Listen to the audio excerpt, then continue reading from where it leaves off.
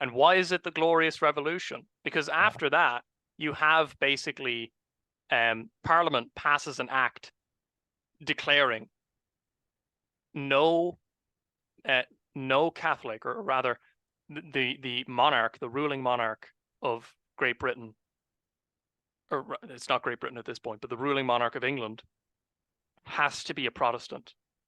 Right. And so Right. this is when the usurpation really comes into full effect, because the king is away. That's happened before, right? In with Charles II. But now Parliament passes a law to change the succession, which Right. never happened before. Never, not even once did anything like that even approach. And that's when you have the changeover to parliamentary supremacy. Right. Well, and you have this weird dichotomy, right? On the one hand, the Whigs seem to be all about egalitarianism and, whoever's most successful monetarily. All right, everyone, welcome. What we're doing today is we have Adam back. Of course, we love Adam. We haven't done enough with Adam, but he's very busy. He's doing this thing called work. I don't recommend it myself, but it happens, I guess. And so we haven't been able to get together, and we've both been busy doing research on this particular topic because it's hard. So, we talked about sort of the French Revolution. We talked about sort of the American misunderstanding of the so-called American Revolution, which I call a rebellion, right? And then we sort of jumped ahead, right? But actually, what we wanted to do was go back to the source of all this, at least in proximal time, which is the English Rebellion, right? The English Revolution. What's going on there, right? Because that's where the whole tradition sort of starts, right? That's where the whole cycle is broken.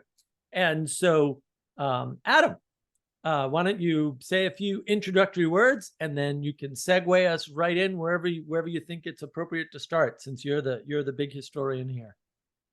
Hello, yes, thank you, Mark.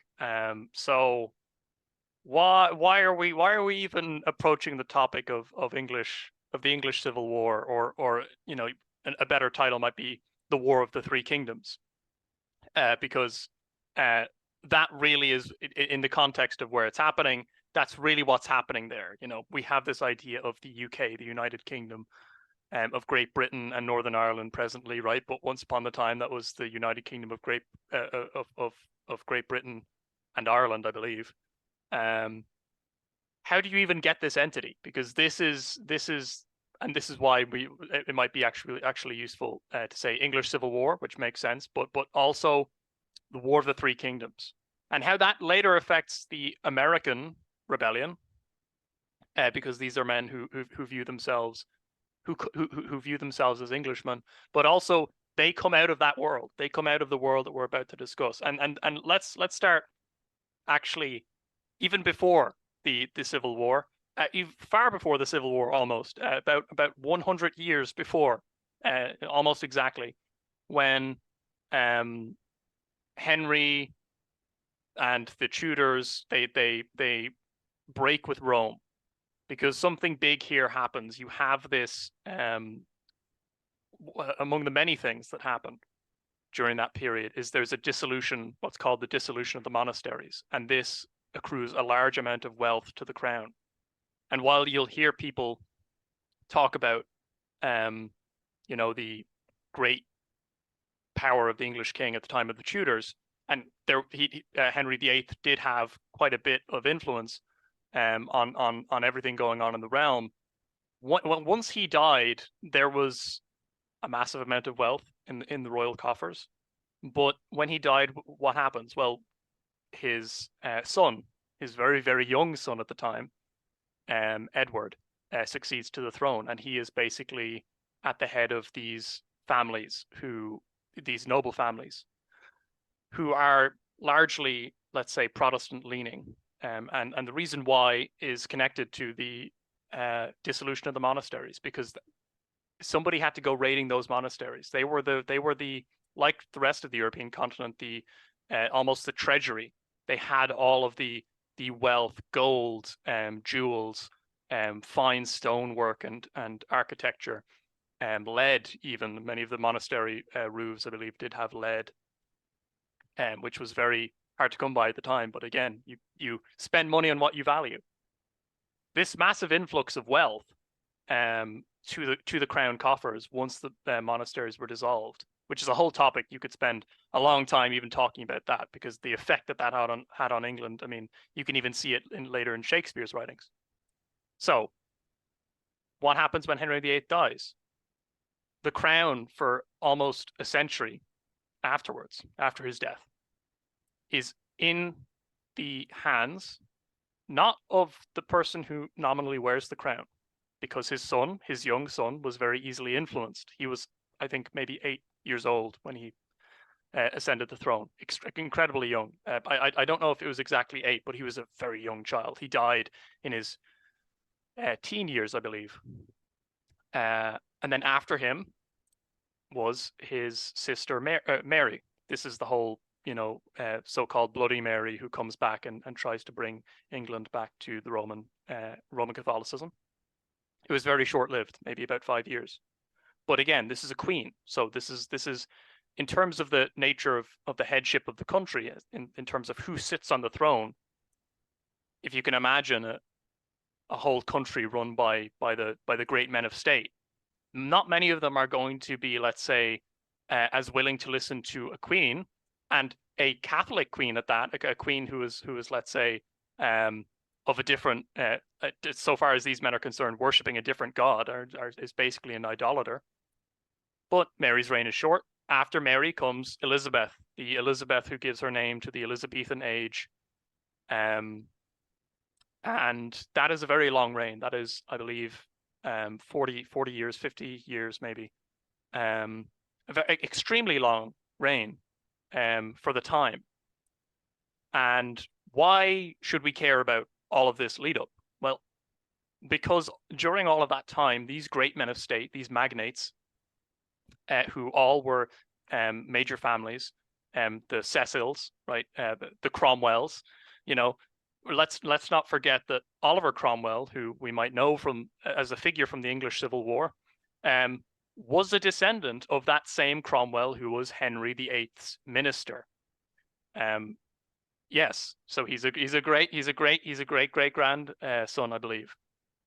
And these are all noble families, and many of them gain their status after the dissolution of the monasteries, because of course Henry wants to promote. He all of a sudden no longer has, let's say, Catholic clergy. Now he has a sort of union of crown and church, and so you have all these families come in to fill in these positions. I mean, you have to fill in for something like the role of a monk, perhaps, in terms of his function, at least to the degree that you can.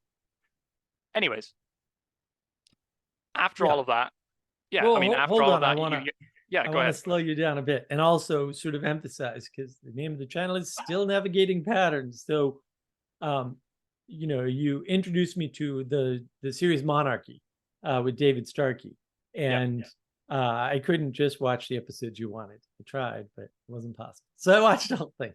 It was quite good. Yeah. And in this, and you sort of alluded to this, and I look, I don't want to go too far back, but also there is a pattern here from Rome, and there's another pattern that Starkey points to. Now, whether or not this is from Rome, we could have endless debates. I don't think the information could ever be made available. Right. So it's all speculation, inference, but there's this Anglo-Saxon ethos that gets mentioned. And that is a different attitude towards having rulers than, we'll say, the French or the continental model, actually. Yeah. Right. It's different from the Norse model. Right. It's actually different because it's a blending, and it is unique to that region. It is not anywhere else. It is only in England, basically, or in England and Scotland, or England and Scotland and Ireland, or, something like that. It's very nebulous because there's all these invasions and invaders, right? But the way that the kingship develops over time is very significant. And what you're pointing to here, I think, is the splitting up of the interface between, we'll say, the church and value. And now value has been reduced to money because that's what monarchs use. And ever since then, the ruling family in England has been the wealthiest people. And that was not always the case. And you can argue, yeah, well, then there were problems. Yes, and there were problems because of the wealth disparity, because the king couldn't just raise money and couldn't raise private armies, and some of his subjects, basically, who had castles, could. And so there was a great deal going on there. But you notice this pattern of this change in rulership. And I think you're dead on to point to Henry and the Tudors as the change, the last gasp catalyst before the whole thing breaks. And it breaks because they are removing the monasteries, which are the store of community wealth that is properly, because there was an improperly, properly distributed throughout the country. And now that wealth has become centralized within the country, right? And these are sort of modern themes. That's why I think this is important. So now you have this decentralization of the wealth as the result of Henry VIII. He no longer has to go to his cousins across the pond, right, or across the channel or whatever. He can just appeal to the wealth he has at hand. He doesn't need anyone else's authority. And that also emboldens him, right? Like it's a double-edged sword in some sense, except it cuts his way both sides, because he removes himself from Rome, but also takes the wealth so that he doesn't need the people beholden to Rome to loan him money to go to war anymore, which was always the custom. Like no king in Europe ever went to war without their cousins or, at least one other place sending troops or money or whatever. That never happened. And that actually continued right up into the American Rebellion, interestingly enough, where there was still calls for foreign troops, Germans in particular, right? And we'll get there. But you can see this pattern unfolding where before things were done a certain way. And now there's a break in that pattern. Things aren't done that way.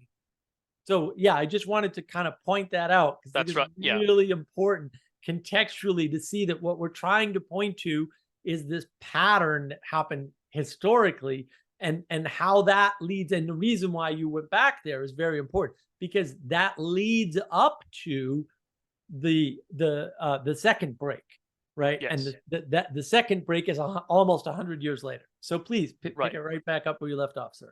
Well, I'll just cap it off, and then we'll have some sort of, we'll just stay there for a minute. So what I'll say is, you have a long period of time when the person who is sitting on the throne of England, Scotland, and Ireland is, let's say, it does not command a presence with which he can basically seize what is his own, because Henry VIII is a Renaissance man king. He is strong. He is, when he's young, he's very handsome and he's warlike, right? He's a man who can handle other men, many other men, because he is the king, and he will find his way. When you have a young boy, for instance, Henry's son, dependent on his advisors, a woman who is of a different faith, ostensibly to the new regime. And then, of course, you have Elizabeth, who is a virgin queen, most importantly, right? So is supposed to be a unmarried. So she is a woman ruling alone at that time. And so the question is, who is controlling the purse strings, the newly enlarged purse strings? And so this is where we get to Charles. And it's important to note as well, why am I dwelling on this idea of wealth and where the money is going?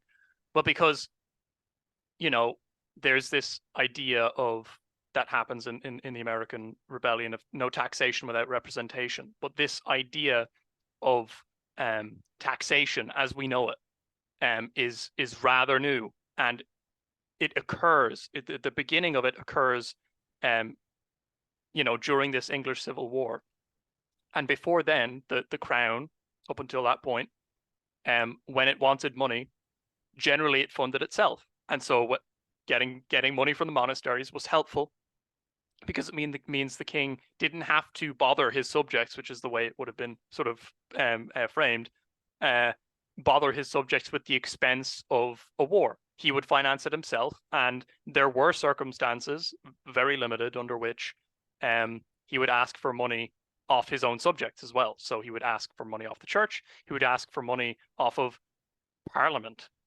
And so these are the parliaments of old, otherwise known as, I need money, I need an extraordinary amount of money right now. I'm sorry, but this has to be done. It was an extreme measure. It wasn't something that was part of the governing of the country as such. For that, you had ministers like Cromwell, Oliver Cromwell's great grandfather. I don't know how many times great. And so there's a change when you change religion. When Henry breaks from Rome, there's a change in relationship. But then there's also this change in the way that people are seeing government, how they're relating to something that's the next layer above them, let's say. And that's significant. Let's say the English Civil War, you could almost couch it in those terms. It is the changing of the government of England from this old Anglo-Saxon model that really does go back to William the Conqueror. But even then, but even before William, you have King Alfred and the idea of the sheriff, right? Which is another interesting one, because where do you get the word sheriff from? It comes from shire reeve, and he was a king's man. He was directly employed by the king. He only had to answer to the king, and he I believe he collected taxes at the time. Again, not taxes as such, like it would have been. He would have called a parliament, I think. Right. So that's kind of where I'm pointing to, and so Okay. yeah, I'm thinking. Well, yeah. So I want to ask two questions, because and this is just my understanding, right? Which I don't know where my understandings come from all the time, because there's a bunch of books I know I read that I don't know, I'm a little fuzzy on. But my understanding is twofold. One is that a parliament was something that was called in extraordinary circumstances, which is not to say it wouldn't have been called regularly, but like once a quarter sort of a thing at most. Yes. Right. And then when the king needed money, he would call a parliament. Right. But the other one is that the way taxation worked was very hierarchical. So the king did not tax you. What happened is the king taxed the nobles, and the nobles may or may not tax the people based on a number of factors, and each one had his own decision about how he wanted to handle his particular population, because he could get a revolt on his hand that had nothing to do with the king. We're fine with you, king, but this guy, this middle level manager, which is the right way to think of these things, he's got to go. And there's plenty of instances in history, although it's not talked about that much. Everybody sort of, it's odd. They all love bottom up until it's history. They never talk about the bottom up revolutions against the noblemen, where the king had to step in, and then, because it's always viewed as, well, the king saw his opportunity and came in against the noble. No, the king wouldn't do that normally, because that's a pain in the ass. It's like a bank owning a house. Banks hate to own houses. They don't like to foreclose because they can't sell them, because they're not set up to do that. The king is not set up to war with his nobles. He's just not. He doesn't like to do it. The king usually doesn't have the best army. And if you look at monarchy, the king wins 50% of the time or something. Yeah. The reigning king wins 50% of the time. The reigning king wins 50% of the time. This is not a good strategy for him to stay in power. Okay, no. So it's not top-down power from above. Yeah. And so when the parliament meets, it's sort of this middling thing, right? Because it's not the nobleman, right? Or it's not just the nobleman. It's also one rank down from them. And it's not, we're going to get together and figure out how we're going to tax people. It's, we're going to get together and first figure out if the king is right. And we agree that something needs to be done. And then we're going to figure out how much money needs to go to that. And then we're going to figure out how to raise that money. Because the parliament was the distributed cognition about how to get the money. The king didn't just go to parliament and say, I need this much money, go get it for me, right? The king goes to parliament and says, I need to do this. They work together to figure out approximately how much that's going to, I'm not saying the king can come with a number, right? I mean, if you go into a negotiation without a number, you're a retard, you're dumb. Don't do that, right? But the odds of him getting that number are probably zero. He might get more. That's always because somebody might say, listen, King, I don't think you're going to be able to raise the navy you need. You're going to need at least 4 more ships. We're going to need to give you more money. And the king would probably be like, oh, well, I don't think so, but, maybe. Okay. Right. It's very much that. And I don't think we have a sense for that. So I just wanted to check with you. Is my understanding correct? Parliament is not a permanent thing. The only permanent thing was the court. Yes. Whatever court that was, right? And so like the king's court's open 24/7. The nobles' courts are also open 24/7. If you want to think about it in sort of these recent times terminology, like it's like a 7-Eleven, right? It's or a store 24 or something, right? It's always open. Exactly. Yes. Yeah. You're the baron, the local baron or whatever is open 24/7, 365 days of the year, maybe minus the feast days when England is Catholic. Well, and full service. Yes. And also feast days. Who hosts the feasts? Well, the wealthy people host the feast for the poor people, right? Like there's all this going on, but they're open 24. And if something can't be adjudicated right then they spend the night in the castle, or the fortress or whatever the heck it is. It doesn't even matter, right? And so there's very much this idea. So Parliament is not something that is open 24/7. Parliament is reserved for extraordinary circumstances. It's an irregular body. Right. It's right. And so I just wanted to make that clear because we look at it through the frame of what we see today. And we go, well, Congress is in session for whatever, or, the English Parliament that's not the way it was. This is very, very recent stuff. Well, Parliament, even at that time, it wouldn't even be every quarter. It would be every couple of years, because that would be the sort of timescale that's happening on, because otherwise the king is, and this is another important part with the it matters who's in control of the government coffers, but also then who's in control, or who's influencing, who's getting titles and land. Because when Henry dies, he is very wealthy and he has a lot of land, so he can let's say execute the office of king well. He can rule well because he doesn't have to ask people for money, mainly because he raided the monasteries. But even before then, you're right, kings went to war off of their own coffers, and only in very exceptional circumstances did they actually ask for money off of their subjects, a loan of money basically off of their subjects in the form of a parliament. They'd borrow it from their cousins across the way. Yeah, like that was a very common was a last practice. resort. Yeah, right. Well, and also I think it's worth talking about. Yeah, you might get land from the king or whatever, but when it came tax time, guess who's paying most of that tax too? That the taxes were not like we think of taxes as in, well, everybody pays, we'll say 30% in the United States. But first of all, the United States is one of the most graduated tax systems in the world, incidentally. Everyone whines about it, but no, actually we do pretty well with the graduated tax system. But they didn't even have a graduated tax system. The whole purpose of Parliament was to argue about who was going to pay most of this bill. And the person who paid was usually the guy with the most land, because he had the most ability to pay. And sure, he didn't necessarily want to, although more often than not, he'd be like, yeah, oh, fair enough. I got the land and I've been using it free for 10 years and now I got to pay up. Okay. Like that seems fair. Like people are not these tyrannical, mechanical material, especially not back then. Like they still had these ideas of duties and values, even though they had destroyed the value by spreading out we'll say the monetary representation of value. See my videos on money. The monetary representations of value had been separated from the spiritual representation of value in the monasteries. That was a big mistake. Notice they're called monasteries too. I'm just saying. Anyway. Yes. Yeah.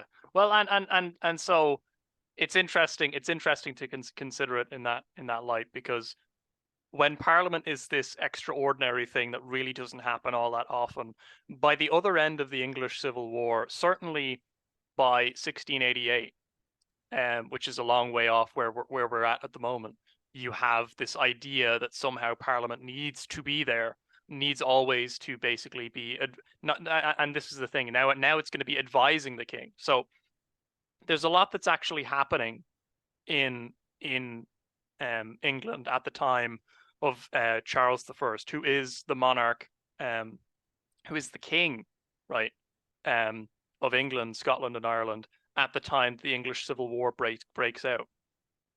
And there is another kind of, let's say, I mean, there's a lot going on. So let's kind of get into what sort of character Charles Stuart was, the king at the time, and what's going on in this world 100 years, roughly speaking, after the death of Henry VIII. So you have 100 years of this kind of predominance of the great men of state essentially having free reign. So long as they, they're defending England, let's say, from the Spanish Armada, right? But they essentially have free reign to do as they wish, and are handing out titles and land as they see fit, with basically the king or the queen, or the queen's, largely at this stage, the queen's approval. But then you get a change to the Stuarts. Charles's father, James, came down from Scotland, and he was the next in line for the throne. Now, it should be noted here that when it comes to succession, there was never a question about who was going to be on the throne, because it had to follow the lines of feudal succession and the particular law of England. And so James I was the son, I believe, or grandson of Mary, Queen of Scots, a cousin to Elizabeth. James is rightfully succeeding to the throne, and this was something that just happened. You didn't need any external confirmation of it, in the sense that people knew how it was going to go. And so James exceeds the throne, and everyone acclaims him king. And he does some interesting stuff, actually. He tries to he proposes a union between the kingdoms of Scotland and England. So it's a kind of proto United Kingdom, but again, this is under the initiative of the king. And interestingly enough, his English subjects don't like the idea of that. So that doesn't really come to pass. And it's like, okay, well, fair enough. But Charles, who is the son of James. Now, Charles actually was never meant to be on the throne. He had an older brother who died when he was, I think 20. Yeah.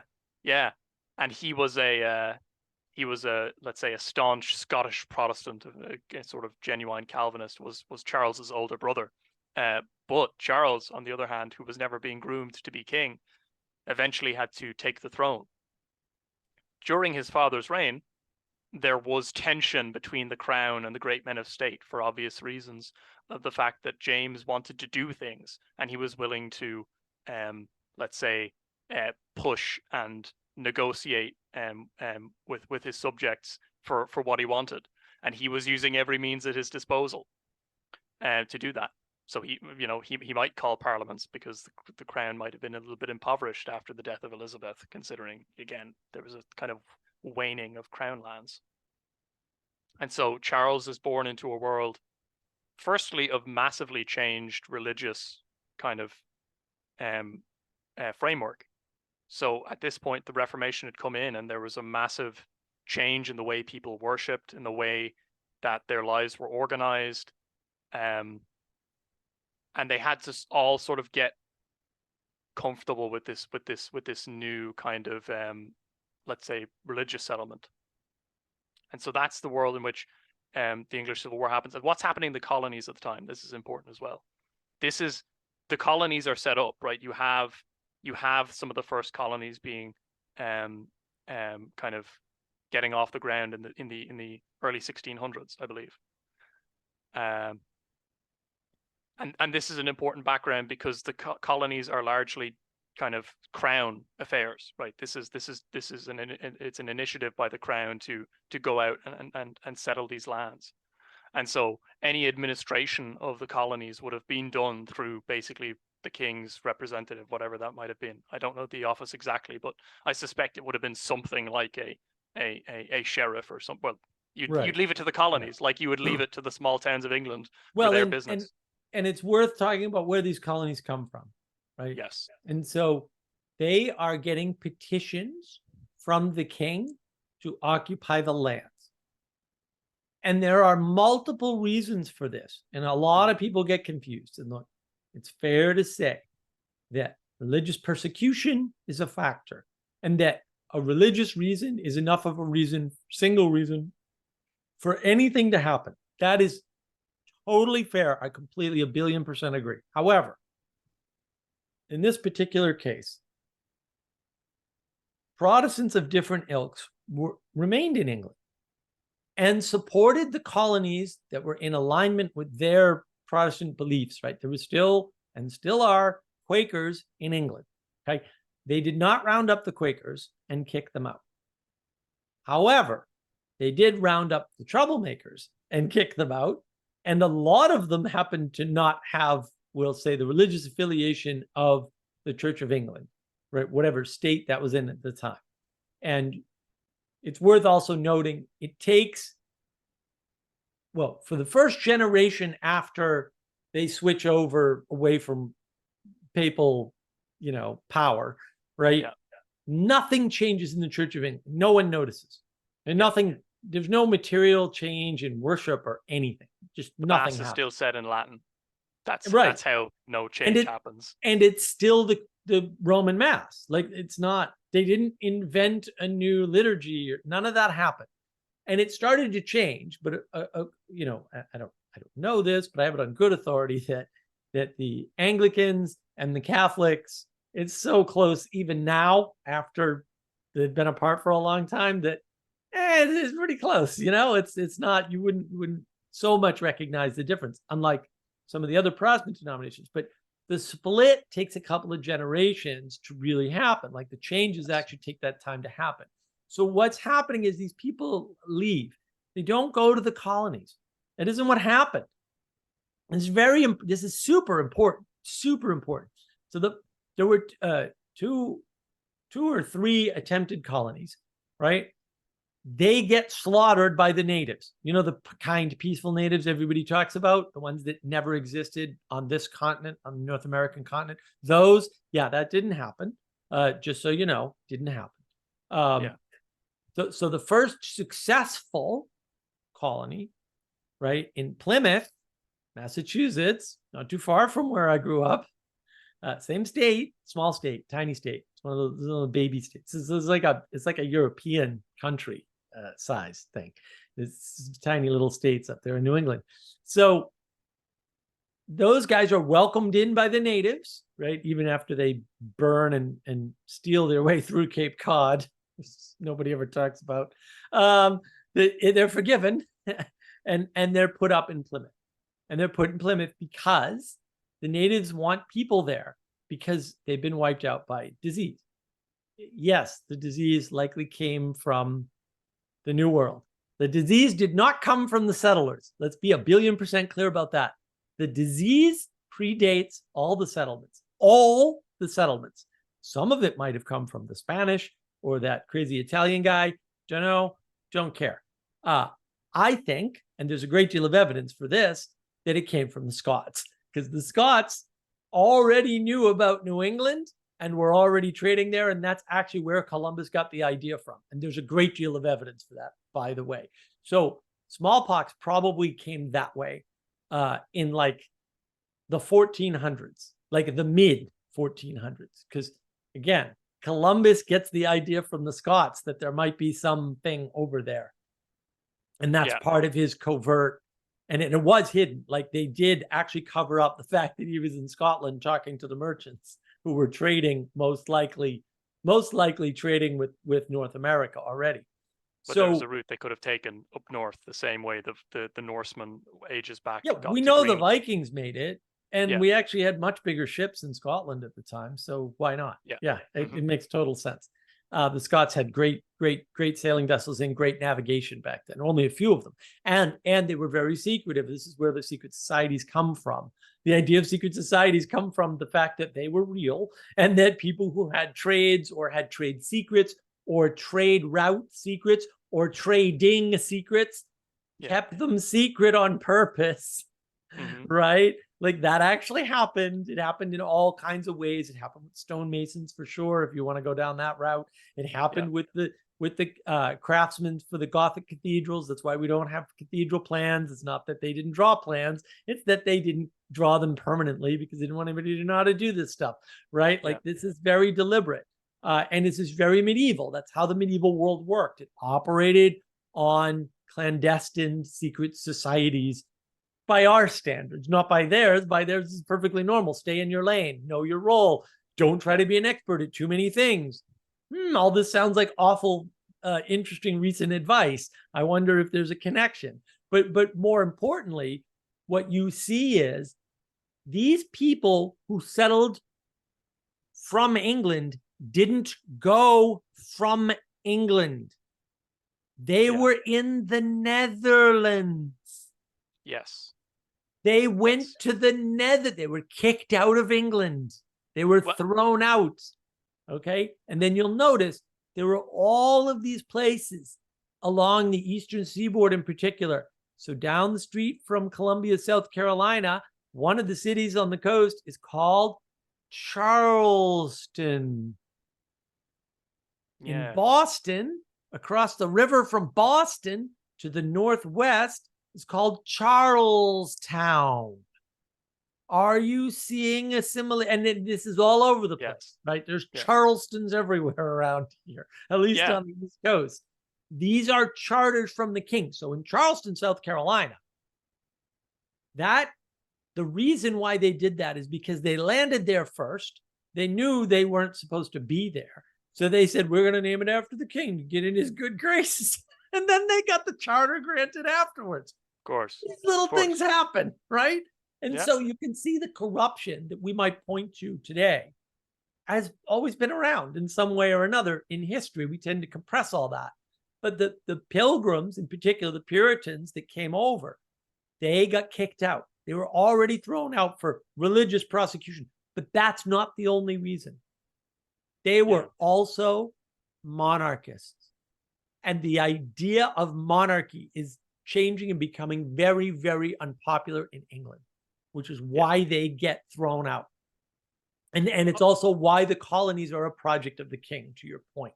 And I think that's extraordinarily important. And anybody who fails to mention that is doing you a historical disservice and probably being intellectually honest, because it's super important that they were the king's men.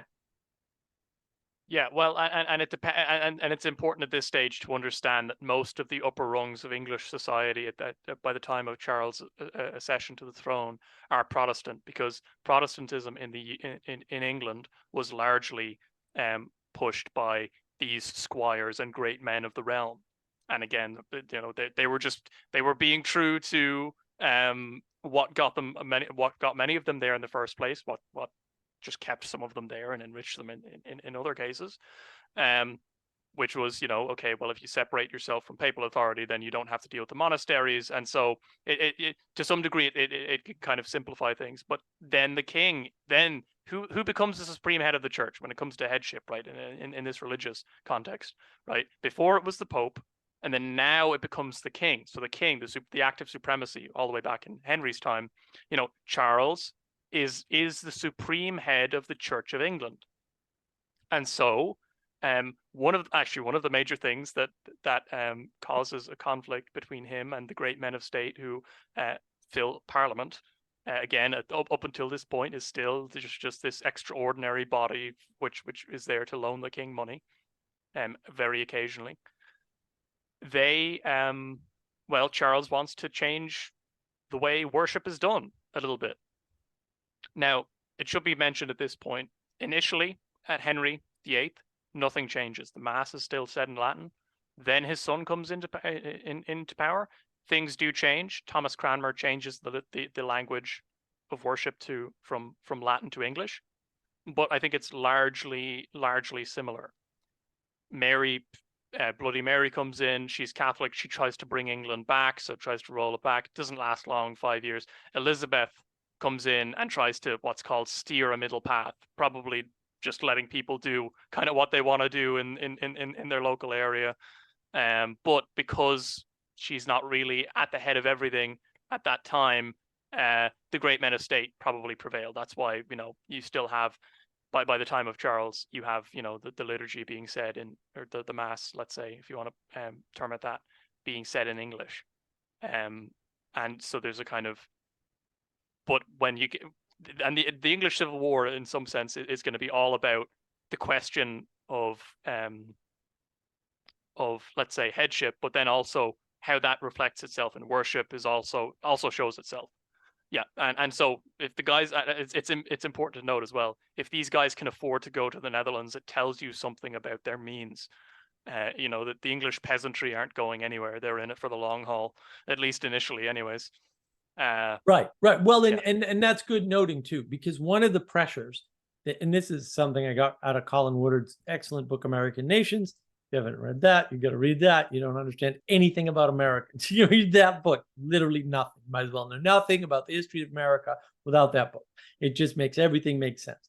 The people that are leaving are beholden to the monarch, particularly because England, newsflash, the UK is a set of islands. Okay? So there is a limited amount of land. Okay, so all these noble class that have children, how dare they? What are they going to do with the kids? They can't keep dividing the land. Oh, well, there's all this land to be granted over there all of a sudden, Yes. For whatever reason. Like it doesn't like, I don't want to get into the vagaries of how the colonies came to be and all that, but it's available over there. And so, yeah, men of means who are ostracized to some extent, not just because of the religious differences, because maybe they thought, oh, Mary was right, religious tolerance came under Elizabeth, and maybe that middle path was right, and now that's less popular because the people who are actually in control, who's not Elizabeth, are actually like, get out of here. Like, yeah, I understand you're the son of who, Sue and so, but nah, you don't have enough land. You're not going to make it into the parliament anyway, because you're a small third son of whomever. Well, now these people have a place to go. Now they're all well educated too. That's the other thing. Yeah, means, so money and education are like this back then. Like there is almost no difference. It's not to say you can't be educated without money, but it is to say everybody with money gets a certain style of education for sure. Yes, it had become increasingly so by that point, because to that end, somebody like Henry in Henry VIII's time, right? Thomas Cromwell, his advisor, was the son of a butcher, and his Cardinal Wolsey, came from similarly modest upbringing, but as time goes on, when you have the magnates, they'll kind of cut off this kind of idea of people coming up from the bottom, and part of that is they're looking after their own. And so you see this increasing kind of, if you want to term it this way, a kind of increasing aristocratic tendency that's coming in, because when you don't have a king who can say, I want the best men at my side, I want the best men to be brought through. And who could just raise, he can raise a commoner, let's say, who he likes, to being a landed part of the landed gentry. And they did. When you don't have that, it's all education and wealth, and this becomes more important as time goes on. In fact, Oliver Cromwell, who features in the English Civil War, was thinking of leaving for the colonies because he was a squire, right? He was a country squire of comparatively modest means to, let's say, somebody like the king or a duke, right? But actually rather wealthy for his area, And so when it comes to the English Civil War, well, what kicks it off? Well, it all comes around Parliament, and this is this is what you'll hear people talk about, and the reason why this becomes a problem is because the king has no money, and the king has no money because the king largely doesn't have all that much land, and so he has to ask money from Parliament, and he calls Parliament, and because he's trying to do these religious changes, Parliament starts to try and push back and say, no, you need to stop with all of these religious changes. You have a kind of slow radicalization of that body, because the king is basically trying to recover the state of the crown as it once was. So how does that happen? Well, he has and this is how you'll hear it in any sort of recounting of it. There were two men, two basically men of the court, if you want to put it that way. One he makes Archbishop of Canterbury, William Laud, and then there was another man as well. But these were guys who were executing the will of the king. Basically, they were going and doing their job, and Parliament, the great men of the land, wanted their heads because, well, I suppose they were trying to. Yeah, they didn't like this I'm sure what they viewed as an encroachment to what their families had been long used to, which was basically they could do what they wanted, and they would get no resistance, and the king, or well the monarch, right, not the king, because the monarch of the time would basically nod along, because they couldn't really say anything to the contrary. So they execute the Archbishop of Canterbury, and I can't remember his name, but he's basically another great officer of state. And that sours relations between the king and Parliament. And then the King Charles starts to, well, he's trying to push these religious reforms, which is basically, at the time, you basically the liturgy is done in English, but you have this kind of whitewashed appearance to many of the churches. And Charles basically wants to introduce a little bit of gold back into the churches, and this is viewed by many of the Puritans, let's say, that what would later become known as the Puritans, basically Calvinists of various varieties, as idolatry. Why is this important? Because these are the men who are sitting in Parliament. These are the men. Many of these men are sitting in Parliament. There are more moderate factions who are willing to go along with what the king wants to do, but that's a major tension point. But the king also wants money, and he dug up this old precedent called ship money, which basically allowed him to levy taxes directly. I say levy taxes. The idea would be basically the king needed money for ships, as it turned out, and he could this was something that was taken up again at the time of when it was needed, and that would be a source of revenue to build ships. That would be the idea. Well, Charles decided to use that as a source of income for the crown, because he couldn't get it from Parliament. Parliament wouldn't vote him money. And there are other episodes of this sort of tension showing, but there is, I mean, that's a lot of animosity. If you have men of the court who are who can be executed, even, right? Right. The king's meant to be executed by these aristocrats. There's something's going on there. That state of affairs can't last forever when you have a king who wants to be a king. That's in the manner shots of fired. Henry. Like, yes, that's shots fired for sure. Yeah, and okay. There were leaders to these factions, right? There were I think 5. One notable figure is Henry Ireton. Another one is William Pym. There are others, but these are basically, squires. They're actually rather well off men, and basically what they're trying to do is just kind of secure their own financial interests and say to the king, no, thank you. We're not going to have any of your let's say agenda being kind of followed through with. And so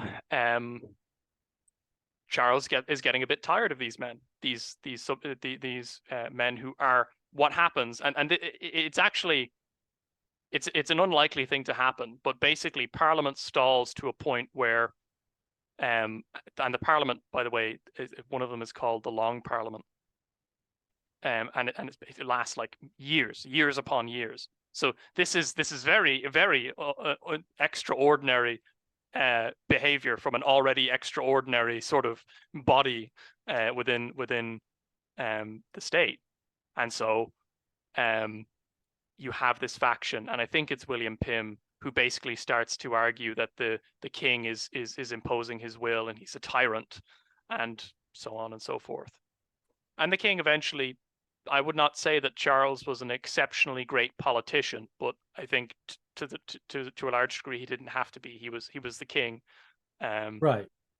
Well, and I want to just, because what I recall is that the Long Parliament happened because Parliament basically refused to disband after they were told to do so.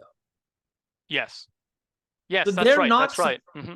So they've killed a couple guys who are the Yeah. king's men, who are off limit. You can't kill the king's men. Like That's like killing the sheriff. Executing the king's will. Right. They don't arrest them. They don't, like, they kill them. That's a little over the top. And then the king says, all right, we got to call Parliament, figure out what the hell's going on, because that's what the king does. Yeah. Parliament doesn't call itself. Like, that's not Yes. right. So then the king says, all right, Parliament, you guys aren't getting anywhere. I want to dissolve the Parliament, and we'll pick it up again later. Right. Well, yes. Right. And they refuse. Yeah. So this is that's major right. transgressions. Yeah.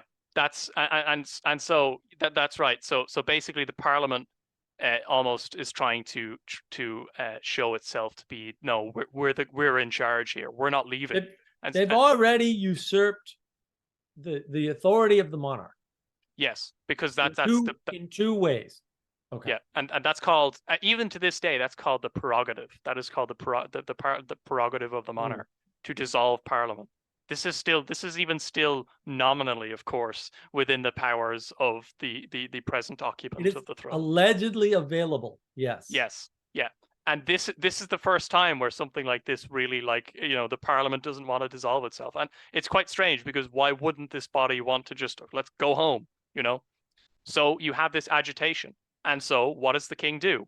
He looks at where the leaders are, or he picks them out, the major ringleaders, and he says, okay, I'm arresting you. He himself walks into Parliament and demands, says, I've signed the warrants for the arrests of these men. And all of those men happen to get word ahead of the king arriving into Parliament to get out of there. And so once that happens, it's like, that's the start of the English Civil War. And you might say, well, some people might say, well, that wasn't exactly it. It was when Charles left and raised his banner at Nottingham. Yeah, well, that's because Charles understood what had just happened there. He didn't get the men who just usurped his authority. So now what do you do? And so he goes all the way to Nottingham, which is a little bit far out from London, which is where he would have started off. And it's called raised his banner. He called all of his men to him and said, like, look, this can't go on. He was asserting his authority as king, saying, no, I am the king. Well, and he was only trying to arrest traitors who refused to disband the illegal Parliament. That didn't resolve the issue of killing his men. Yes. Like, it seems like there's a massive imbalance, and the parliamentarians have no argument for existing at this point. But they have the means by which to prosecute a war on account of the fact that the past many years, apart from Charles's father, who I think reigned for maybe a decade in England, not very long, and it wasn't very happy, not very happy relations with Parliament either. He was basically trying to right things, bring things closer to when they were, let's say, under Henry Tudor, but even really harkening back to the state of affairs under the previous English kings, that the king could sustain himself off his own income and prosecute wars and basically rule the realm without interference. But this is where you have this weird interference from the bottom, and that's because they think they can get away with it because well, as it turns out, many of them are quite wealthy, and they do also take up arms against the king. And that's the beginning of the English Civil War. And initially, the king had some decent advantage, but I think it lasted about 4 or 5 years.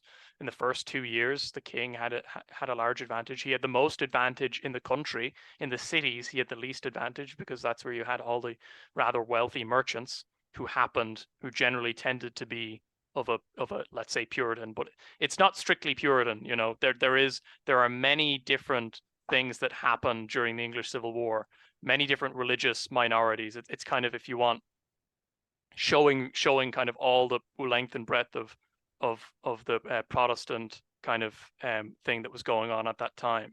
So you have guys who are the moderate Anglicans, who are basically like, we support the king as head of the Church of England. You have let's say Puritans, who are more like, well, we don't really want to have much to do with the supreme head of the church. We don't even think there should be bishops at all. And then you have some really radical factions which show forth in the English Civil War, like the Levelers, right? The Levelers who didn't even like distinctions of hierarchy within society, so they would never, like they didn't recognize that. They took great pleasure in not deferring, but not taking off their cap to Right. a lord, or bowing to him, or something like that. So this is an early attempt at equality for all. Yes. Which seems to be born out of the Protestant rebellion, which is never going to stop by definition, by their own admission, right? And it doesn't work. It didn't work for the Levelers. It didn't work for the Parliament, as we'll see. It didn't work for the king. Everyone's worse off for it. And we're kind of living in the result of that now, I think, is going to be the argument that we're going to get to eventually.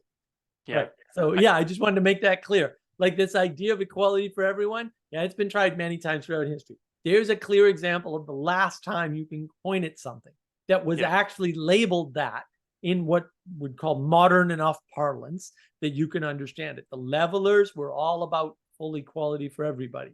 Where are they now? And it gets worse, but it gets worse as the Civil War goes on, and you have, to make a bit of a spoiler of it, by the end of it, you have the soldiers basically who want, it's not just like a republic, they want to flatten all the hierarchy.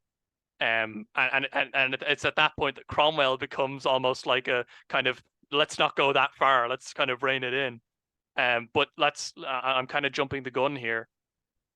I want to sort of cast our minds back to the French Revolution and this similar pattern that happens where you have an initial sort of break or something like that. There needs to be, there's a kind of coming together of the head and the body, and then some great amount of discord happens, and let's say redress is attempted to be made. But what happens in the end is that you basically have kind of an increasing entropy that just happens, a kind of slide into chaos, and you just get these kind of massive extremities showing themselves as time goes on, and by the end of it, you have a kind of you have a beheading of the head. And to cut a long story short, Charles, the king, who had so much support out in the countryside of the small folk of England, lost the Civil War. And part of the reason he lost is the Scottish got involved. So the Scottish didn't like what Charles was doing, so they basically helped out for a bit. Charles basically loses. He's taken captive by Parliament, and it's interesting as well. It's not like they go straight for beheading him. They try to negotiate with him, but they can't. The reason why? Well, because so far as Charles is concerned, he's the king, and they want to say, well, we want to have a kind of this is jumping the gun again, constitutional monarchy, whatever that is. They basically want to have it recognized that Parliament is sovereign with rather than the king. They want him to transfer his power, but I think also it's worth, maybe I misremembered this. You'll correct me, right? The only reason why the Scots do what they do when they're called to support their king, because they're really direct line. This is actually your guy. He's a Stuart, right? He's Stuart, right? So he's comes from Scotland, right? But is because that same pattern that caused this parliamentary problem is causing the exact same problem in Scotland, but not with Parliament, with their secession. Yeah, the succession of, he's a Stuart, but actually my guy should be king, or if the Stuarts aren't king, right? Yeah. Because right now it's one thing, right? This already happened. It was already merged, right? Then our king would be king, and we'd be king of it would be Scotland first and England second, because they're in chaos, and they'll come running back to us from the monarchy, because everybody knows you can't do anything without a monarchy. Come on, what are the options? There are no other options. You have to have a king. Everybody knows that, right? This is how they're thinking. Yes. Right? Because they're seeing the chaos of the Civil War, because that's the other thing. There's quite a bit of chaos going on. That was a horrible war. Well, actually, they're not. It was pretty bad. They're not prosecuting a war on one side against the other. No. There's the king's men, and they're united, and there's all these other factions, and they're actually fighting amongst each other. They're just fighting with the king more. Yes, or less, as the case may be, right? Or less. There's an example of that. There's an example of that in Ireland as well. Like there was stuff happening with, basically, because the king was the head of the supreme head of the Church of England. He was trying to basically evict the local Catholic gentry, and so that caused tension. But eventually everyone in Ireland gets around the table and declares themselves to be basically for the king. That doesn't play out to their advantage later on, but that's by the by. It's important to note that, though, this is the War of the Three Kingdoms. The English Civil War is not. Don't be tempted to kind of even say it's like the kind of, in some sense, the American Civil War, where you have kind of pretty much you've got kind of two sides that are kind of coalescing against one another, if I can be so bold as to go that far. But yeah, it's everyone's killing each other, and it's important to note this is happening at the exact same time that the 30 Years' War is happening on the continent. And that was one of the most bloody wars on the European continent by percentage of population. There were entire villages in Germany laid bare, and that was the equivalent of that was basically seen in England. Right.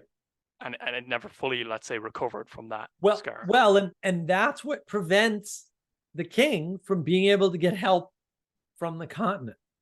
Yes. So there's all of these factors. So what's really happening is they're seeing a weak king who's backed into a corner. And first the Irish and then the Scottish both go, hey, wait a minute. There's a window here. We can do something.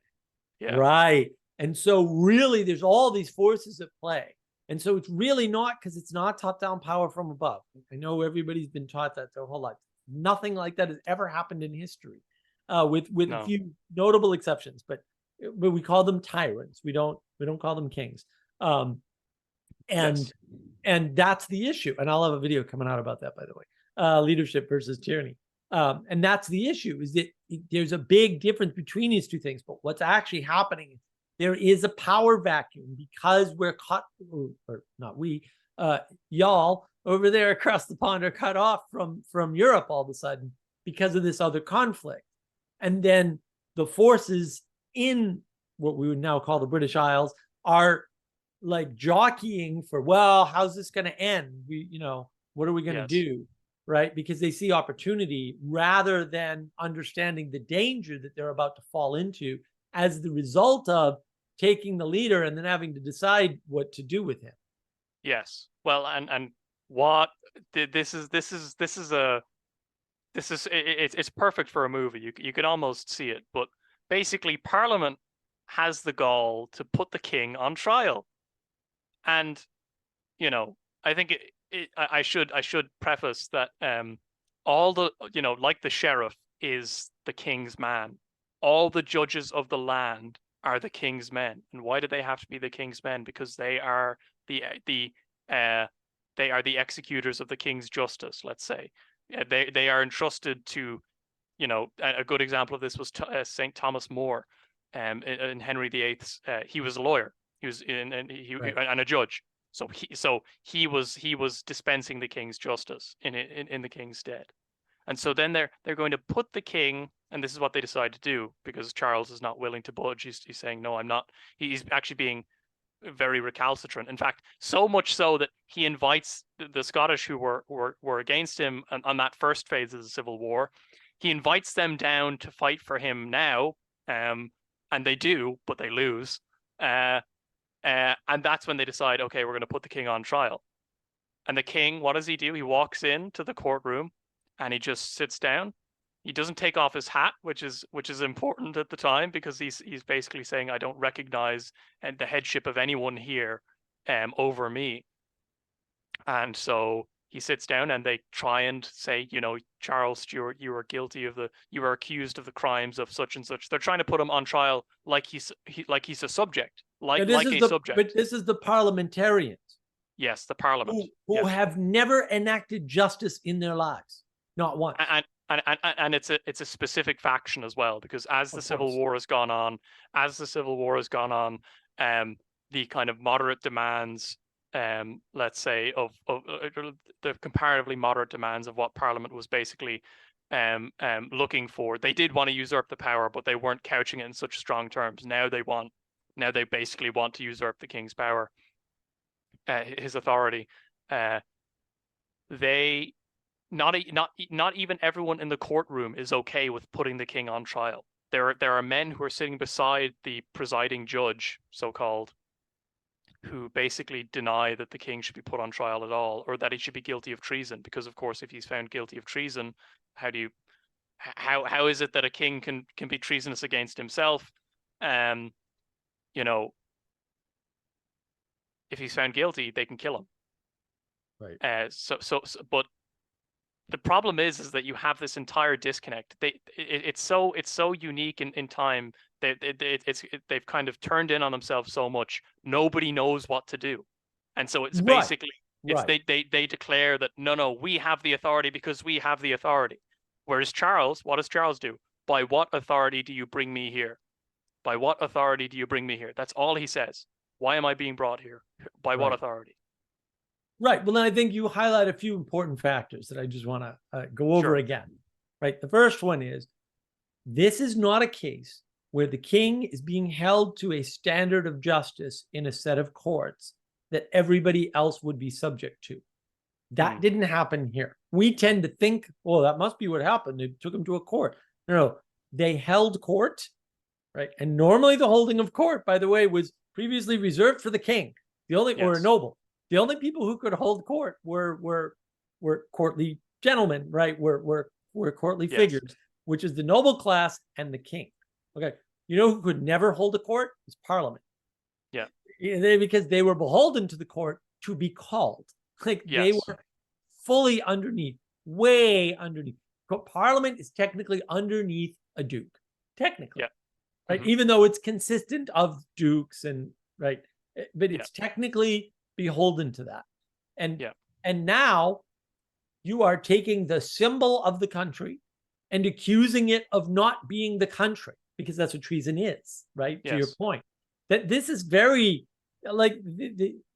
we cannot grasp how unusual this is and how bizarre and strange. It's a bit like the president of the United States, right? Or maybe the head of parliament over there in England.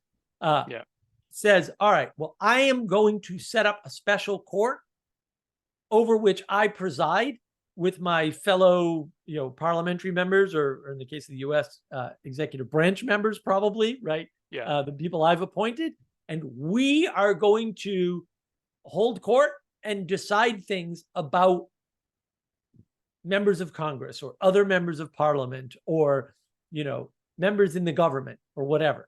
This is totally nobody would think that was okay.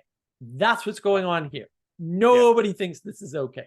Zero people think that this is okay, because we're playing at a level that is non-material. We're screwing around with the symbol of what a country is and what it means to be a country. And now we're taking the head of the country and we're changing the relationship of the body, right? Which the head is responsible for, the leader in this case, right? To that body. We're changing that relationship. And so, nobody knows what's going on, because what does this even mean? Can the body rebel? Can your arms and your legs rebel against your head? And if they do, and they win, say with treason, what the hell happens? It's a good question. Well, I know what happens to a physical body when you do that. So what happens, Adam? What happens when they do this? Well, what ends up happening is, it's interesting. During that trial, the people, the onlookers, the crowd, chanted when the king walked in. First, they all bowed to him when he walked in. They all screamed, "God save the king! God save the king!" And the soldiers and the parliamentarians that were on this similar side were saying, eventually, they said, "Justice, justice!" that's what they were crying as they were putting the head on trial, as though that were something that could actually be done. And so it takes the trial takes 3 days, but basically by the end of it they get him out of court. And they hold trial basically with him in absentia. So Charles is not there. Yeah. And they accuse him of treason, and then they pass the death penalty. And another thing to show just how strange this time was, there's something of an air to it, I would say, of if you've ever watched like or heard the proceedings of a show trial. This is a kind of equivalent. Something's not right. Everyone knows this is wrong, and there's kind of nobody knows what to do. They signed the death warrant to the king, but nobody wanted to sign it. So Oliver Cromwell had to look over. It had to basically force some of the guys to sign. So some of the judges to sign the death warrant of the king. Right. Well, and I think it's worth pausing here too, because there's a few things going on. One of them is that, why is Oliver Cromwell there? Well, because he happens to be, from my understanding, the most successful commander in the field. That's right. He is. He's basically the most successful, and he holds the highest opinion of the soldiers as well. The soldiers are like, this man, he's our guy. Right. So the soldiers only have two appeals: the king or this guy Cromwell, who's treated them well in a bad situation from their perspective, because they're they're rebelling against the king, right? And so it's hard on them. Right? So that's where. So this guy comes out of nowhere and is granted authority from below. Fair enough. He's very powerful. And then he's all of a sudden calling shots in Parliament, which he's never been a part of before. Yeah. Right? He was always a lackey to Parliament's will. Yes. The whole time. And then suddenly... He was the small guy. Right. And then suddenly Parliament has to rely on his judgment out of nowhere. Like, what do we do? And Cromwell's like, I'm a man of action, obviously, because he's the one winning all the battles. I'm telling you, you have to do this. Now, also notice, in a normal situation, let's just suppose this weren't the king, all right? The king would go, yeah, it's treason, but we're not going to follow the usual rules for treason. We're just going to suspend those because I'm the king and this is what I'm for. The whole purpose of the king, the whole purpose of a judge in a court. The normal rules dictate this. And the judge determines we're going to follow the normal rules, we're going to extend the normal rules, or we're going to do away with the normal rules, or somewhere, anywhere in that spectrum. Don't argue with me about this. I've been to court many times. I've been to many courts many times. I've been an expert witness. This happens in court all the time. The judges don't just look at a table and go, you get 6 years or you get $6,000 fines. It's not how that happens, right? And so you don't have anybody, because all you have is this mechanical body of Parliament. This is very much what it is. It's a mechanized system, right? This is post-Enlightenment stuff here, right? We're right in the middle of this Enlightenment stuff, right? Yeah. Where it's like, oh yeah, there's this mechanical way of dealing with the world, right? We can go ahead and we can just figure out what to do by the rules. Yeah. But the rules are contradictory and don't make any sense at all in this context, because again, the king cannot be found to be treasonous because he is the leader and head of the country. And so he can't be against the country because he is the thing that says where the country is.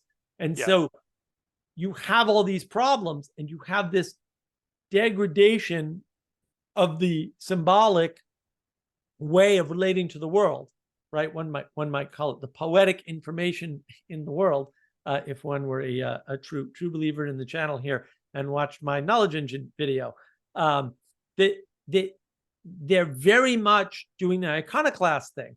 And it's interesting that you mentioned this is all over, to some extent, putting gold in the churches and beautifying the churches again, right? Yeah. So you see it's very much rebellion against at least the beautiful, and also I would say the true, because the true would dictate none of this can happen. That's why the king goes in and says, by what authority?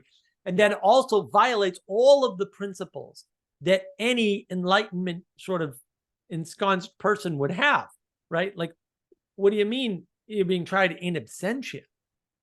That's insane. The only time you can get tried in absentia in medieval times is if you're unavailable, but it can't be done by a court. It has to be done by the court, which is a different reference in medieval times, which means the monarch, the local monarch, the local duke or lord or whatever, is going to make a determination. And those determinations were typically subject to being overturned either by a higher authority or by that authority. In other words, if you showed up later and said, no, I'm not really a murderer. I know I ran, but I ran for, like, that would often get overturned. So you have to understand all that nuance, because it's anachronistic to think of it in terms of, say, the modern US or UK legal system, because that didn't exist, right? Yeah. And the way legal things were settled is a very, very different affair, and it was much less formal. This, in some ways, is the formalization of that system. And you can see it fails right out of the gate. That's why you have to have a military man basically telling Parliament what to do, which is super. This cannot be overemphasized. The successful military commander is basically holding Parliament's feet to the fire and saying, you have to do this. Yeah. Well, and that's what happens. And so, it's I believe it's the 30th of January, 1649. This is, I believe, about almost 100 years, a little over 100 years to the day that Henry VIII dies. So this is a century on, and King Charles is let out onto the scaffold quietly. It's all dead silent to a scaffolding at Whitehall, which is basically right by the palace, I believe. And that's it. He has his final words. One of the things he does is he has a medal from one of the knightly orders that he's head of, let's say, and he gives it to the priest who's with him, the Anglican priest, and he says to him to give it to his son Charles II. Says to him, gives it to him and says, "Tell my son, remember," and then just left it at that. Yeah, and he's also known to have said on that day, at that very time, "I go from a corruptible to an incorruptible crown." So he's Charles I is, as playing the role of head very well, because he's got, like, okay, this is the way things are going to go, and he's gone. The king is beheaded in front of all the people, and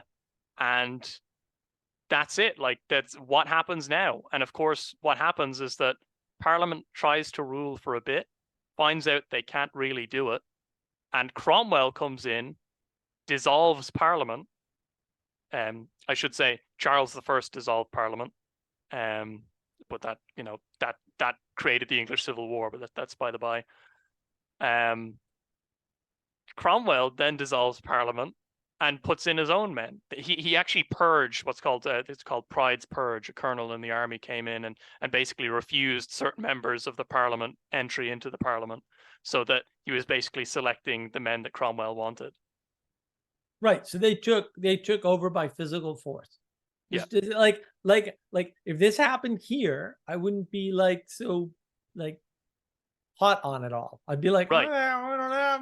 We're not going to talk about that because this just make us look good now, does it? Because we're basically ruling by force.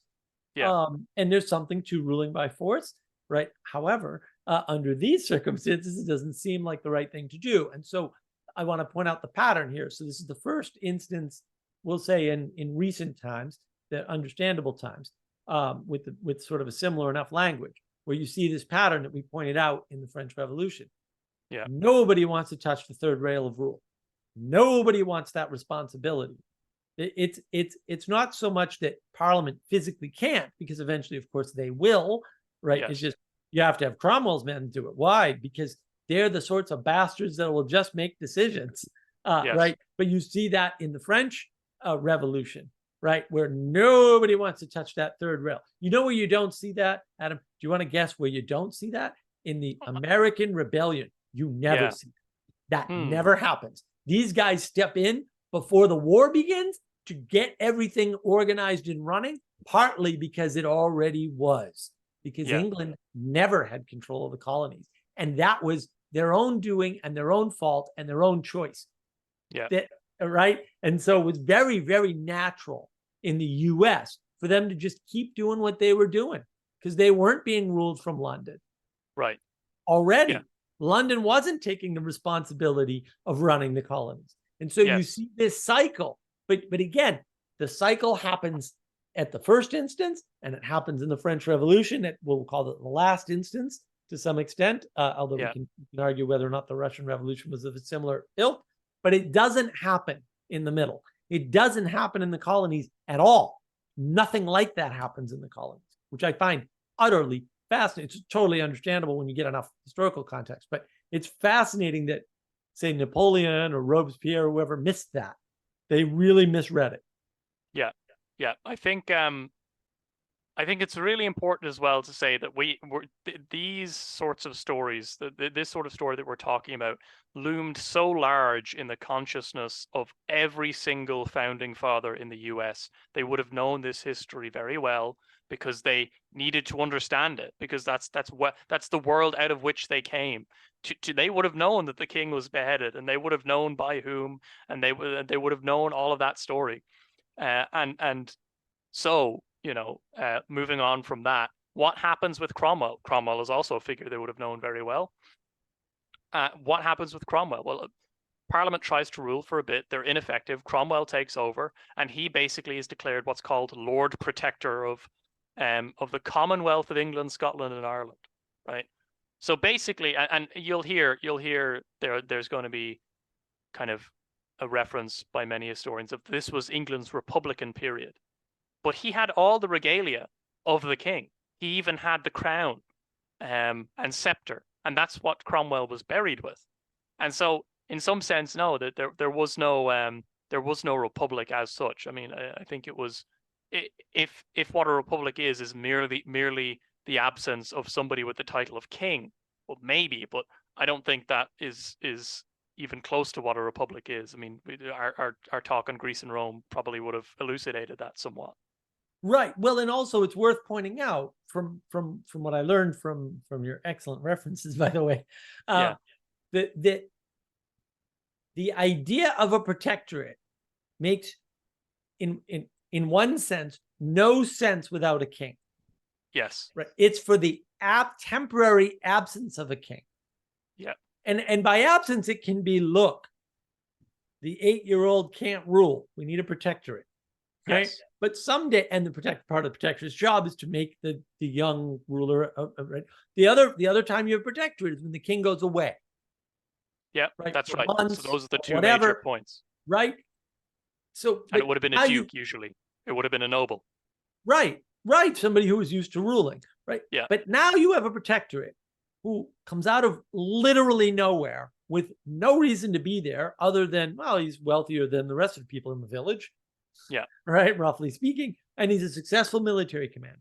And he uses that to take the powers of the king using a title that only a king can bestow. Yes. Right. To effectively do what a king would do. And so you're right. Calling that a republic is a bit of a stretch. Yeah. So, and so what happens during all of this period? I think it's easy to roll at the tropes of they banned Christmas. They did ban Christmas, I think. They did. But it doesn't last long. So Oliver Cromwell basically is Lord Protector for maybe 5 years. So just to put it in perspective of the whole monarchical thing, he isn't even really all that much ruling for all that much time as Mary, Bloody Mary, so-called Mary Tudor. But he has some impact in the sense that he's remembered for what he did. I mean, he's the man who beheaded the king. Once you cross that boundary, it's very hard to come back from that to where you started off. He beheaded the king happens. And took his duties. Yes. Didn't just behead the king. Beheaded the king and took his duties. That's correct. He didn't say he did right, and his crown and his scepter, which is even worse. Like Yeah. Wow, dude, like that's bold, right? And denied that he was a king all at the same time, which Yeah. is, it's a weird move. Like when you look into Cromwell, you're like, man, this is just weird. Like none of Yeah. this makes any sense by any possible, reasonable, logical, rational way of understanding anything. Like it's just bizarre. Because the whole time he's playing humble. Oh, Yeah. I'm not really a king. Well, aren't you the guy that had the last king killed? And aren't you declaring yourself protector? And doesn't protector imply that you have all of the duties and powers of a king? I don't. What do you mean you're Yeah. not the king? Like I don't. He's not coming back. Like you're not going to stitch his head back together. What are you No. talking about? And so in that, you know, in that sort of world, there was that kind of interim period, and then it briefly passes to his son after Cromwell dies. And then what happens? Well, Charles II, Charles, our beheaded king's son, who is in exile in France with his cousin Louis the 14th, the Sun King. Right. This is where Charles and James basically this was the only place they could go at that point. And it's notable as well. I'll just say that France is a Catholic nation at this point, and you know, when your king is over there, like he's living it up or whatever, he's going to be seeing a lot of stuff that's kind of, let's say, new to him. And he's also got his father's medal, you know, from the day he was executed by the people, by his own subjects, which which he gave the priest express instructions to pass on the message, just one word: remember. And so what happens directly after this kind of collapse of this so-called Commonwealth? Well, basically another general who is up in Scotland, his name is George Monk. He was formerly a royalist, but then he was captured and changed sides. And he was up in Scotland. He had most of the men, or a large portion of the army. He walks, marches his men down south and basically decides to invite the king back. I mean, he gets Parliament to come along and say, maybe we should have the king back. I think at that point most people would have agreed that the country was less well off on account of a lack of kingship, because what do you do when Cromwell dies? What's the succession law? Well, I guess it passes to his son, and his son was okay but not great, and it's hard to keep all of these different people in line, like the old magnates and the nobility, the army who are running around with these kind of radically egalitarian notions. I mean, how do you split the difference between them? You don't. And so you bring back the king. And so this is what's called the Restoration. Charles II comes back and he assumes the crown again, and all the regalia are brought out. New regalia are made in the manner that Charles I had, and there's great celebration because there's a recognition of a return to some sort of stability. There's the king is coming back, the king is returning after so long away. I mean, from the execution of Charles in 1649, Charles I in 1649, to when Charles II ascends the throne. That's right. Yeah, that's what, 20 years, 15 years. So there's a whole span of time in which no royal power. And this is where things start to get interesting, even more interesting. Let's say the king's been beheaded, but you've invited him back now. And so how does the landscape look? How is it that a king, that a son of a father, is going to deal with with men who were complicit in his father's execution? Well, I think I think I'll leave it there and connect it to the colonies now at that point, because the English Civil War, there was some overlap in the colonies, but not really. When the king comes back, you basically have two factions that show themselves. You have the guys who are very much in support of the king and don't want to go back to the Civil War. Well, everyone doesn't want to go back to the Civil War, but the guys who support the king, everyone basically supports the king when he gets back. But then, as time goes on, that conflict hasn't actually been resolved. Who is sovereign? Who gets to make the decisions? Is it the king or is it Parliament? And as soon as Charles gets back, within 25 years of him coming back and being crowned in Westminster, I believe it is, that question is resolved, but it's resolved in favor of Parliament, ultimately. And I don't know, do you like, this is a kind of midpoint, so what do we want to do here? Because I think we can jump into how everything changes in terms of, like, we can just describe Whigs and Tories. What do you think, Mark? Yeah, this is a tough way to go, because there's so many perspectives that are super important. Like, there's so much richness to understand how this affects, because what we're really trying to do is we're trying to contrast ancient Greek and ancient Roman ways of rule, right, with the ways of rule that came before, right, with, we'll say, the Christian separation of money, king rulership, and religion, right, or belief, maybe is a better way to say it, right, with the misapprehension of, we'll say, the French, and later the Germans, right, of what countries are, what leadership is, what rule means, what constitutes an empire, right? All of these misunderstandings are arising right at this point. This is the point, right? So the reason why the colonies are unique is because they're established under the kingship. Yeah. During the tumultuous time, for sure, right? But they're established under the kingship, and they are expecting to be continued under that same sovereign rule. That's literal sovereign rule. And the fight, the rebellion, is over the lack of the sovereign's ability to rule them. Unequivocally, even the rest of history got that right, although they got a bunch of other stuff completely wrong. But they did get that right. They are expecting the sovereign to rule them.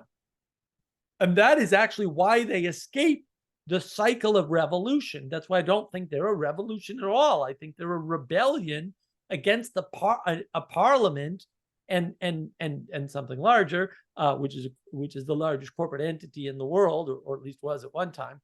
Maybe it's not by this period, but this stuff we whine about now actually happened to a degree we can't even imagine at this time. And so you have all these forces at work. And again, it's people seeing the weakness of the monarchy, of the idea of monarchy, not just the monarchy as a manifestation, the idea of monarchy. Yes. And that's what's unraveling. And that unraveling is causing all these other unravelings. And then you can't get the colonies back. Right? Yeah. So, yeah, I mean, I think it's worth talking about at that point what manifests in terms of what apparently the English are still calling the Republic, even though I'm like, where are you getting this idea of Republic from? Because this has nothing to do with the Greek or the Roman idea of Republic whatsoever, as near as I can tell. There's just literally no overlap. I think you're just grabbing a word and misusing it at that point, like really abusing the word Republic. So I want, can we focus on that, and maybe we can round it out that way? Yes. And I think there should be something to be said for what the Constitution is at this point. This is a word that begins to be used in relation to Great Britain around this time, and part of the reason why is because when you have the king come back, you have this question unresolved, but it's unresolved in a way that the king is still there and the parliament is there, and it's there in a different way now. It's meeting more regularly, right? So you have this kind of state of affairs where you have this unresolved headship, this period of 20 years. It's called the Restoration, and this is where you have Charles II. And Charles II has a major influence in America. So at this point, you can say any sort of idea of republicanism or rule without a king is going by the wayside, in the sense of, everyone's very happy the king is back. And when the king comes back, he is allowed to make a lot of decisions, because people don't want to go back to the Civil War. They'd rather, play along and see how things play out. But we can imagine that the problems that were leading to the king and parliament being at odds were only worsened by the Civil War. If the king had little land at the start of the Civil War, he basically had no land when he got back during the Restoration. But what he did do in relation to the colonies was start funding many of them. He founded he gave the charter, Charles II. This is Charles the first son, the charter for Pennsylvania, and Right. he was trying to organize the colonies in such a way that, was basically paving the way for future growth. So that's why Pennsylvania, it's at the mouth of the Hudson Valley, right? It's at one of the rivers. Yeah, Not but the Hudson River, but yeah, it is down there. It's on the it's so on the other side. it's the point being is part of what a lot of Charles does is he has the vision to kind of prepare the colonies for expansion. So he places William Penn, and all of his guys, or he allows them to settle the entrance basically into the Ohio Valley. Yes. And so that's important. The gateway westward, basically. Yeah, and that's important, because I don't think you'd ever get a parliament to do that. Charles is a man who can look at the way things are and say, okay, we've got a guy here who wants to go out and do his own thing. I'll give him a charter for this land that we have, that we claim. Right. It's a vision, Yeah. and he's going with the vision. And the one thing that parliaments and congresses and things lack in most cases is vision. Yeah. And so how does this all play out in terms of how things are going in England, the relationship with the colonies and this republic thing? Well, as time goes on, there is this tension that builds, and this tension can't last for long, because Parliament is still there. And actually, within his reign, Charles does dissolve Parliament, and it's over the question of the succession, because Charles has no legitimate children. He has children, he just doesn't have legitimate children. He is also, like his father before him, the supreme head of the Church of England. And so there lies a problem, because his brother, James, who does have children, is a Catholic. And why is this a problem? Well, it actually isn't a problem in the former scheme of things, because it could be the case that the king could be a Catholic, and he's still the supreme head of the Church of England. Like, there's no necessary competition between the two, in the sense that he can still govern the Church of England, just not subscribe to what's their beliefs are, specifically, let's say.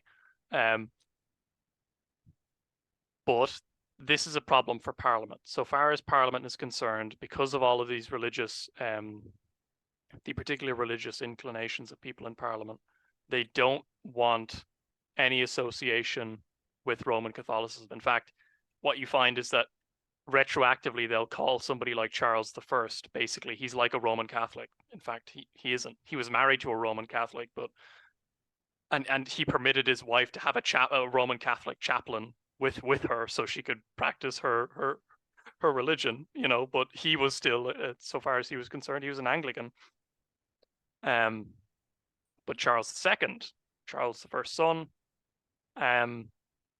he's in a bind, because Parliament doesn't want to accept his own heir by all the laws of the land, and so he dissolves Parliament. And well, Charles serves his time as king. He actually, he dies. There is talk that before he died, he converted to Catholicism as well, because he had been with his brother all that time.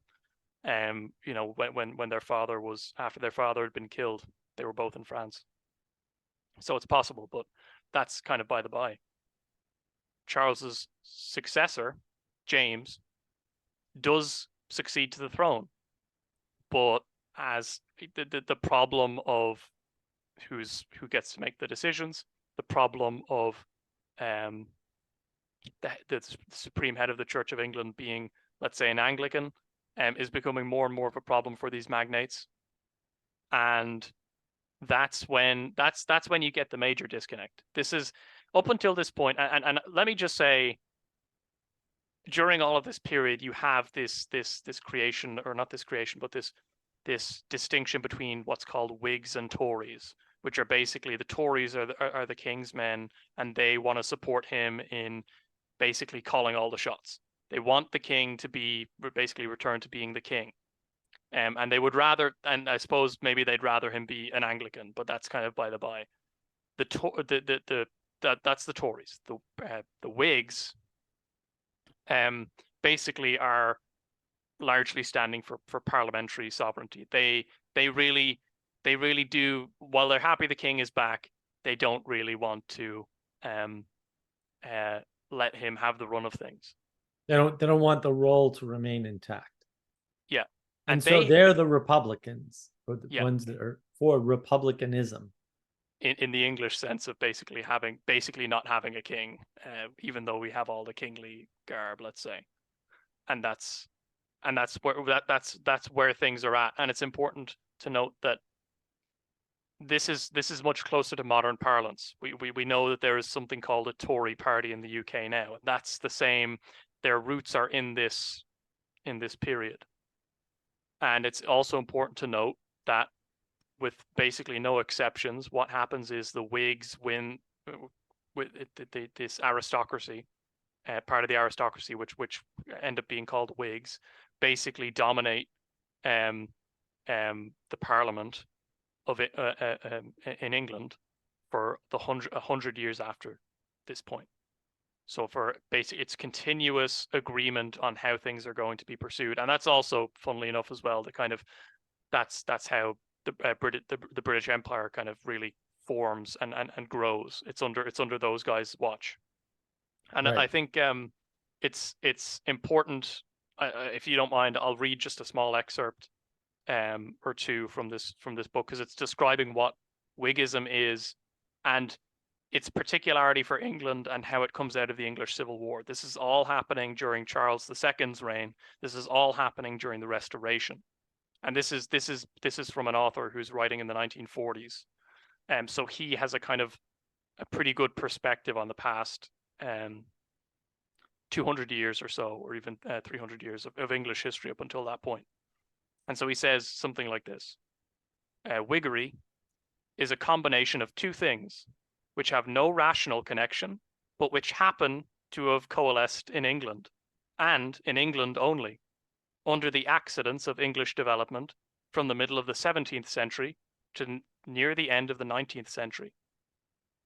So the two things are all that is meant by liberal theory of state: freedom of the individual, an inviolate rule of law secure from personal interference, the equality of all citizens before the law, a necessary patriotism with which no abstract principles could preserve the state, and with this patriotism, a strong conviction that the nation, thus loved and served, is in every respect superior and necessarily superior to all others.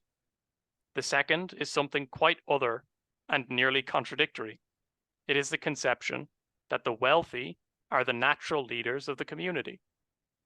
On this account, their wealth should be as permanent and stable as possible. On this account, they must be dignified by sundry titles, often high-sounding. It is inconceivable to the spirit of Whiggism that men not enjoying the best advantages of wealth should preponderate in the Commonwealth. So there's a connection here with trade as well. This faction that comes about, and James is deposed by these guys. So these magnates who basically want the supremacy of Parliament, who these Whigs, they get rid of the king around 1688, and they replace him Now they replace him with ostensibly his daughter, right, who is married to the Dutch William. William of Orange is the name of this guy, and he's presently at war with France, which is an interesting one. So what happens is that James has his two daughters who are both Protestants, Anglicans, and then he has a son.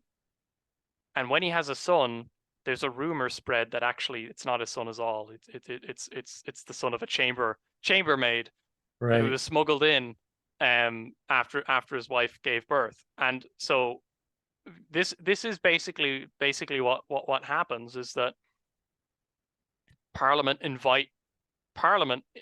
decide, okay, we can decide who the king is again. They invite William and Mary over, and James actually does try to put up a fight, but he loses his nerve basically, and he retreats. Yeah, he has a nosebleed or something, and he and one of the other things he did when he became king is he tried to make a bunch of Catholics officers, because of course we're still in this kind of interim period. He's trying to kind of promote some sort of tolerance and harmony between people, and he's again this promotion of Catholic officers, you could say, is him exercising his rights as king. He's trying to promote competent men through the ranks who otherwise mightn't have been able to do so, and so that's what happens. He loses out. The army basically goes over to William's side. William has a pretty good army anyways. The Dutch are pretty good fighters at this point. And that's kind of it. Once that happens, you have two successive Stuart queens, ostensibly, but William basically rules. There's a kind of, it's a Dutch coup, basically, what happens in 1688. And you know what they call it? It's called the Glorious Revolution. And why is it the Glorious Revolution? Because after that, you have basically Parliament passes an act declaring no Catholic, or rather the monarch, the ruling monarch of Great Britain, or it's not Great Britain at this point, but the ruling monarch of England has to be a Protestant. Right. And so this is when the usurpation really comes into full effect, because the king is away. That's happened before, right? In with Charles II. But now Parliament passes a law to change the succession, which never happened before. Never, not even once did anything like that even approach. And that's when you have the changeover to parliamentary supremacy. Right. Well, and you have this weird dichotomy, right? On the one hand, the Whigs seem to be all about egalitarianism, and whoever's most successful monetarily should be a good, should be okay, right? And then they usurp all of that. They say, nah, you know what? When it's the king picking the winners, we're a no. We're just gonna no that whole thing, and then we're gonna determine succession, but not by any reasonable means. We're just gonna pick basically someone we think is on our side. Yeah. That we can get away with. Right. And that's what happens. That's so immediately and William basically comes along and then involves England in the wars on the continent. So and it's interesting as well, because it's a complete flip. A couple of years prior, the English were at war with the Dutch. Now, because William of Orange, this Dutch prince, is now basically king of England with his wife. Again, you see it's a return to rule by women, in some sense. Although you could say, well, William's a guy, but he's not. But he's a guy, but he's not of the royal house. He is his own sort of thing coming in, right? So, and so he drags England into war with France, and this is an interesting one. This is the same war in which a particular family who was very well off at the time, one of the favorites, I think, of the king up until that point, the Churchills, John Churchill, the Duke of Marlborough, he distinguishes himself in that war against France, and yeah, so that's a big thing. But That changes the playing field. However, when William and Mary die, the crown then passes on, let's say, as it would normally, right? So the succession law was actually subverted. And in a way that you could get it, you could maybe say, well, we don't want this king, but we'll just move it down the rightful line of succession. They do Right. also pass the whole Protestant thing. The king has to be a Protestant thing. So it's pretty well usurped at that point. But it has the appearance of following a kind of ordinary way of doing things. James is still alive. In fact, his son and his grandson, still have claims on the throne long afterwards. And that's where you get the Jacobites in England. But that's once William and Mary die, then it passes on to Anne. Anne, this is where you get Great Britain, by the way. This is where you get the Union. It's interesting that 100 years before, James I, King of England and Scotland, tried to make a union between them, but he couldn't do it because his subjects didn't want it. It didn't want it, pardon me. Now, under Queen Anne, she's not the initiator of the union, and it comes together basically by mutual agreement between England and Scotland, because Scotland's in a bit of a bind financially, and England has this kind of nascent empire in the colonies, and they can sustain it. So that's how, and that's 1707. So Charles I dies in 1649. We have Cromwell ruling for maybe 5 or 6 years, and then you have the Restoration in 1660.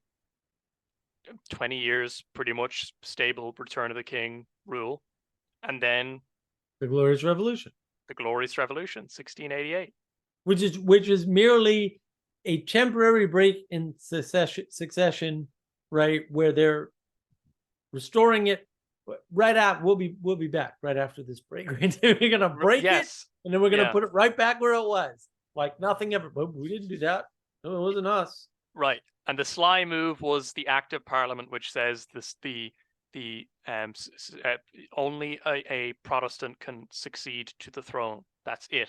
That's right. Once Parliament did that, they usurped the authority of the king. And so, what happens when Anne dies? Anne dies childless. So there, and James had no other daughters.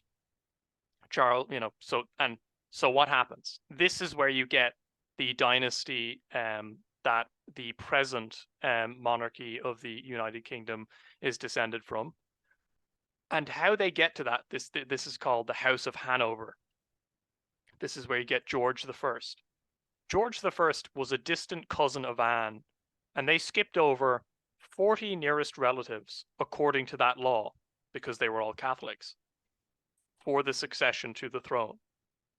So now that the succession of the throne is basically in the hands of Parliament and these aristocrats, in particular now at this point the Whigs, now it's not just we'll bring the king's daughter over from abroad with her eccentric Dutch husband. Now it's, we're going to import this king from Germany who doesn't even speak our language. He didn't even speak English. Wow. And he rides in on a boat, and that's it. There's your new king.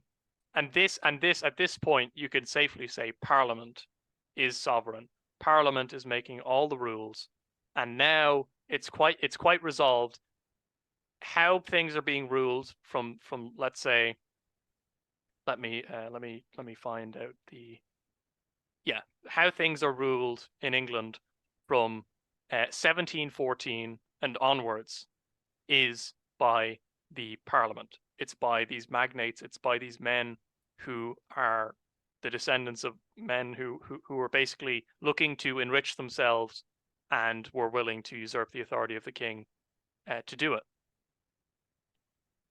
And I would also note the birth date of one George Washington is 1732.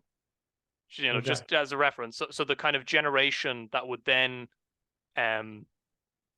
come to fruition in the US was, born a little bit after the time when this happened. So they would have known the story up until this point very well, and then they would have lived through the rest of it, from afar, of course, because they're in the colonies. But nevertheless, they would have lived through it. Right.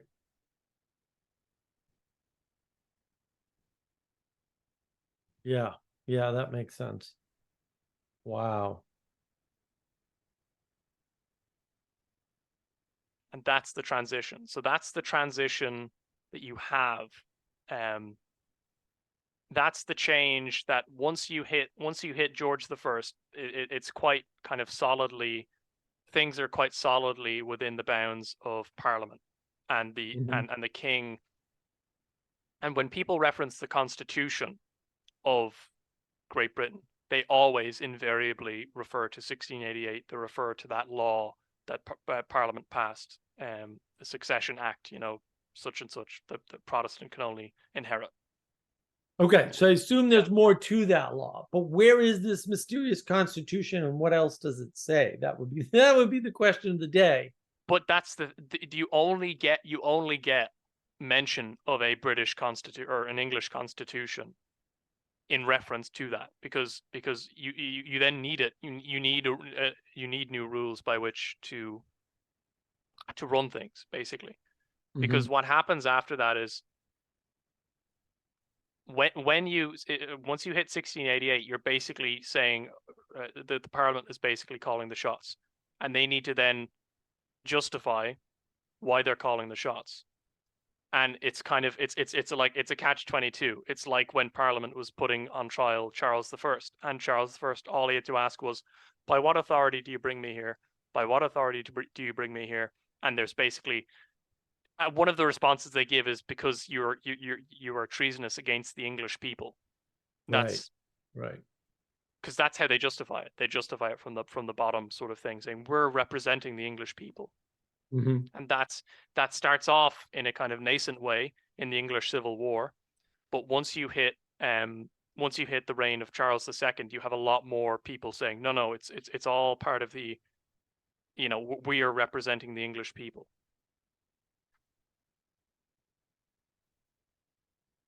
Right. So there's no official constitution as you would conceive of it, say, in the United States. No, not even close. Not even close. There's no document. So when they say that there's a constitutional monarchy, which is very much what the rest of history had to say about, and I was like, I've never even heard of this constitutional monarchy bullshit. I mean, I've heard of the term, but not used in the way they were using it. They're not referring to an actual constitutional document. They're not even referring to a set of principles. What they seem to be referring to is, the king just doesn't have that power anymore because Parliament kind of said so, and we've just been going along with that arbitrarily for no good reason. Yes, I have another extract here commenting on Whiggery, but like, the Whigs are basically this faction from the English Civil War, right? And this is from the same historian. I'll quote selectively. When I say that Whiggery made modern England, I must modify that statement by one obvious exception. The great European nations have none of them been made by any one spirit to be discovered in them during modern times.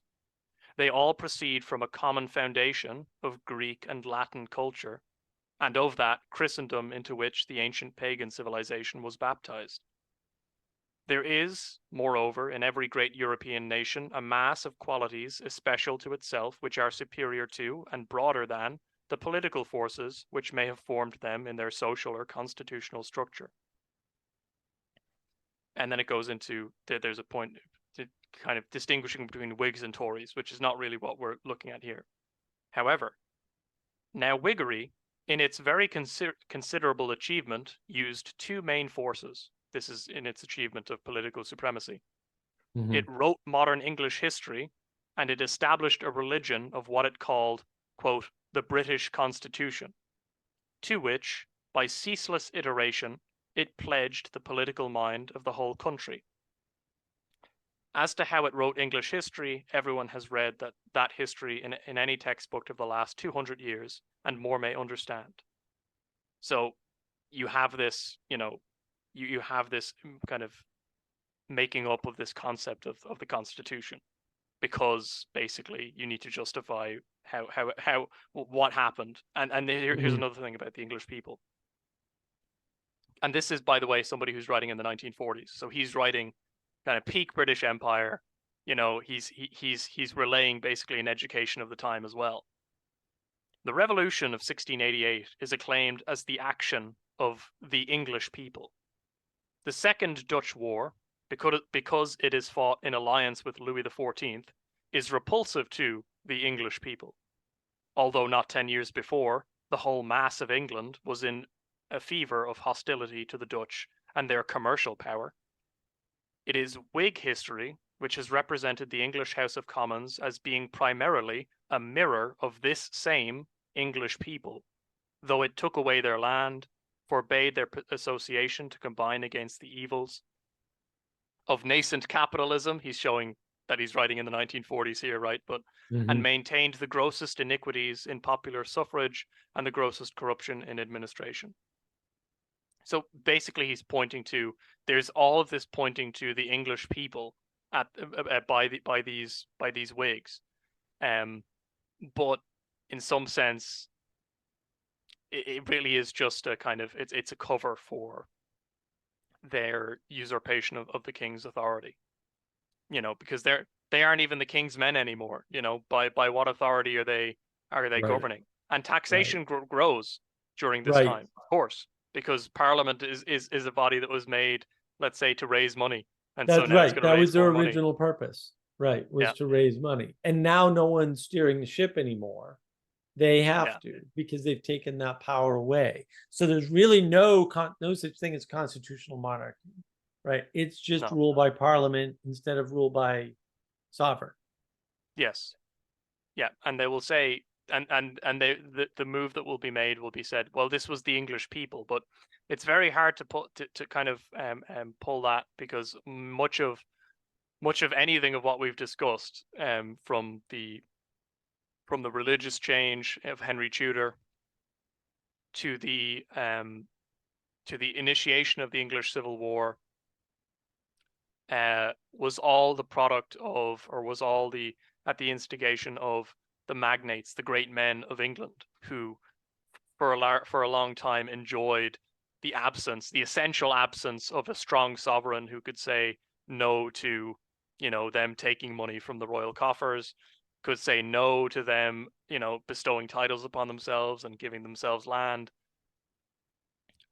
Yeah, and so that's and every time you see the return of the king as such, let's say a figure like Henry Tudor or any of the previous kings of England, you see massive conflict between the great men of the land, but not really. There's no real kind of appreciation for what's going on with, let's say, the English people or the small people of the countryside.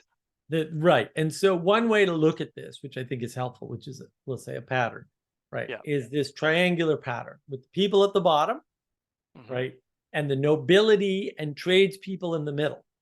And that's what happened, is we used to have a 4-stratum system, and now we have a 3-stratum system, right, and the king at the top. And the difference is the king is closer to the ideal, which is why the king is crowned, as we discussed in the French Revolution. When the king has to be crowned by somebody authoritative in the church, because it's coming down, emanating down from above. This is vitally important. And as this stops happening through whatever mechanism, everything in the world has gotten worse. Now, one of the side effects of this, and this is where it comes in, right, is that, and I just quickly, because I hadn't done it before for whatever stupid reason, I just quickly scanned over the timeline for my favorite instance in history of corporation, which is the East India Company. Yeah. So what is going on with the East India Company, the first and largest monopoly in the world? Well, it is effectively becoming a monopoly in the mid-1700s. For real, right? And the way it's becoming this monopoly is through Parliament. Yes. This is all new. Parliament didn't deal with business charters. No. Charters of all nature were granted by the king. That's right. And the oldest corporation in the United States, or what is now the United States, it wasn't the United States then, is the Massachusetts Turnpike, which is a conglomeration of farmers basically who get together to build a road. And this is all related. I mentioned this before, right? Roads were illegal in the colonies. They were not to be built, partly because they had to be built by charter, but also because of the rising power of the East India Company. All trade was managed by England. This kept the colonies apart so they couldn't get together and rebel. Fair enough. And the colonies didn't care. They didn't care. Okay? Until Parliament, which is now consistent of a bunch of people whose entire wealth and therefore power is contingent upon the East India Trading Company doing well. Yeah. Right? And so this is where the corruption comes in, is that the middle is corrupt. The head has been lopped off. Nothing is raining the ideals down and listening to the people. The people that say we represent the English people, to your point, don't represent the English people, aren't among the English people, don't care about the English people, aren't polling the English people, aren't paying attention to the English people, don't know any English people, right? They're just saying, no, we're the English people because we have all the money and we have the parliamentary power, right? And then they're appealing to this mystical constitutional monarchy, right? By saying, we're part of a constitutional monarchy. There's no constitution and there's no monarch effectively. So it's a lie. Yeah. It's not a lie because everything about it is actually an illusion, a false projection of something that didn't happen. There is no constitution. It's not there. That's why I didn't know about it, because in fact, you go looking for it and it vanishes. Weird. Just like the purple talking unicorn in my head. Every time somebody else goes to see it, it's not there. It's kind of weird. Unless, of course, it was never real. And so they're appealing to this idea. But it's just an idea in their heads designed to move the suspicion away from them. And the big push, the actual big push, it causes the tea to get dumped in the harbor, right? Which sets on a path. The rest of history has this right. It's not that incident. That's the incident that sets us on a path. That is all predicated on propping up the East India Tea Company's monopoly. And in that series on the American Revolution, they completely mischaracterize and misstate both this idea of constitutional monarchy, right, and the East India Tea Company as a monopoly, as established long before this, years and years before this happened, right? It's already a monopoly by that point. And what they're doing is they're trying to fund the war by basically propping up the East India Tea Company, and cutting out the middlemen. Who are the middlemen? Well, the middlemen aren't English. They're colonists. I mean, the colonists consider themselves English. So it's Englishmen versus Englishmen. And they're cutting out the ability of the colonists to make money on tea at all. Yeah. And so now, because it is a monopoly, they're effectively trying to remove all of the competition by getting rid of the illegal, unlawful, smuggled tea from the Netherlands. Why is it smuggled? The only way it could be smuggled is if the monopoly were intact and they weren't supposed to have it.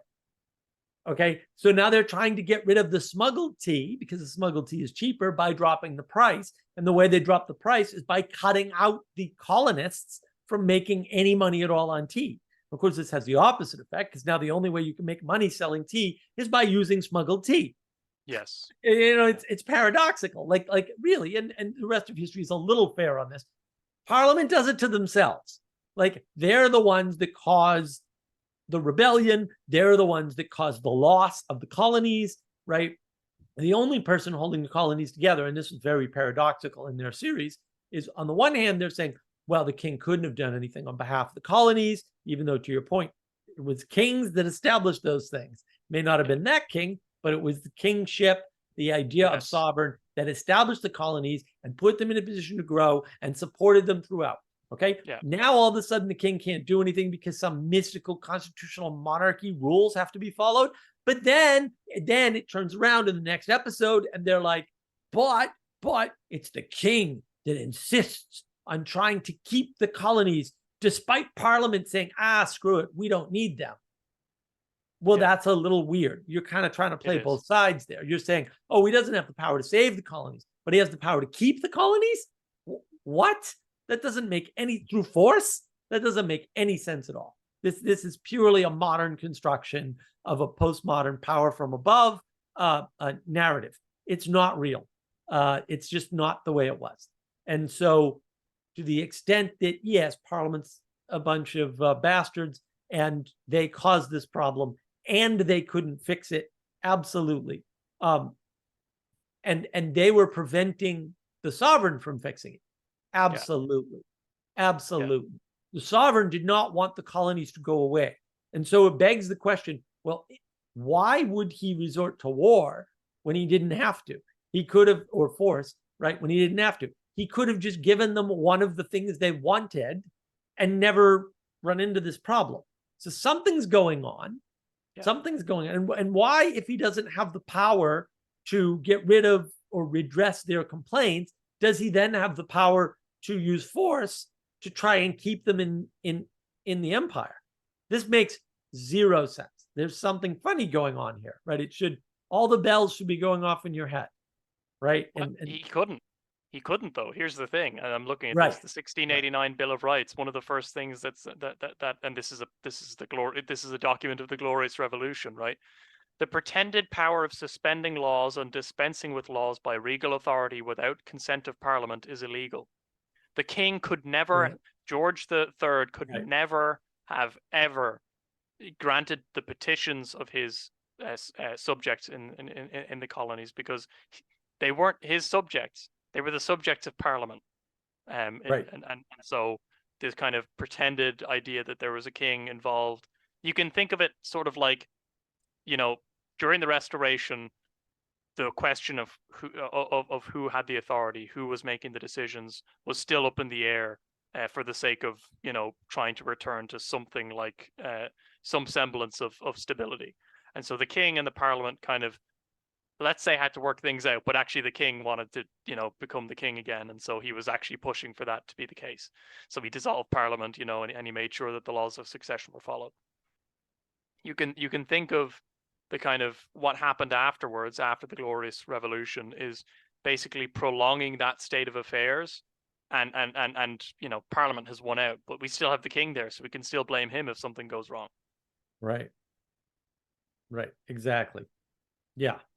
And I think it's the illusion that Parliament's trying to present of not being in charge, but actually preventing anybody else from being in charge. That is really what's key to this whole thing. And it is that corruption, because they've cut off the head and they never tried to stitch it back on. They just kind of took over. So the middle tier of this 3-tier society has taken over for the top tier. And, I would argue that, these things take decades or hundreds of years to unfold, granted. But also, look what's going on. Like, how did we get here? I don't know, but there was this revolution, and now we don't have sovereignty anymore. We don't have a sovereign over us anymore, and we're having all these problems, and legalism isn't going to save you because Parliament is the law. Yes. So, the Congress isn't going to save you in the US because they make the law. It's not like the judiciary is independent from that, right? They're independent in a way, but they're still beholden, right? And that's where the issue comes in. Yeah.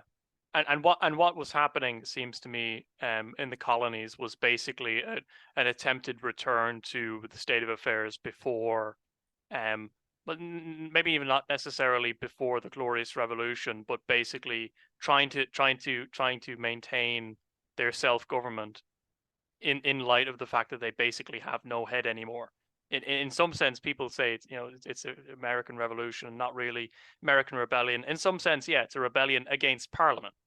But America, in some sense, their king had already been taken away from them because of that those acts, which were passed by Parliament. Which, I mean, did anyone in the colonies ever assent to those acts directly? No, they didn't. And how could they? Right. Right. And they did have supporters in Parliament, but the fundamental problem was, and you like, they make ridiculous arguments in the rest of history, like, oh, the taxes on the colonists were 1/5 what they were on the fellow. That's nonsense. That's just either bad math or people not understanding how math works, right? Well, it also might be indicative of the great strain under which the small people of England were basically laboring under after the Glorious Revolution and after the Right. succession of these men who basically wanted to fill their pockets more. Right. And they're using the East India Trading Company, which is the largest company ever to existed on the planet. Yeah. And in history, still to this day, several times larger than any company today. I think it's something like larger than any 10 largest companies today, or something stupid. It's huge. It's unimaginably large. And part of the reason is because it's run by, it's in some ways, everything that's wrong today can be seen in this time period. And one of the ways it can be seen is through the East India Trading Company, because it's some ridiculously small number of people running what we would today call consultancies. And so they have a private army. Their private army is the largest private army on the planet. And it's larger than the army of Great Britain. I think it's actually larger. They have an army larger than almost any country on the planet at the time. Right. Yeah. But the way they do that is through contractors, what we would call contractors or consultants. So basically, it's like a 35-person company or something stupid, and they're the only shareholders, and nobody else has any vested interest. Everybody else is a paid contractor, and that's how the company's so big. Now, this is also it's unimaginable the amount of money they're funneling. I mean, it really is. Like, it's actually, you and I cannot imagine this. We can talk about John Rockefeller, nothing. He's nothing. Yeah. He's a tenth of what these guys are pulling in, right? He's or maybe not a tenth, maybe a fifth. But he's because he's pretty big too. But he's nowhere near what these guys are pulling in. And they're just funneling this money partially into Parliament.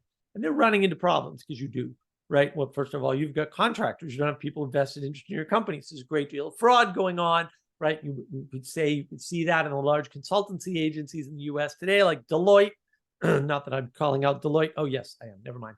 I worked with them. Sorry. I've worked with all of them. None of them are any better. Let me put it that way. There's some good people there for sure. But like, by and large, I mean, these guys, they got problems. They got big problems.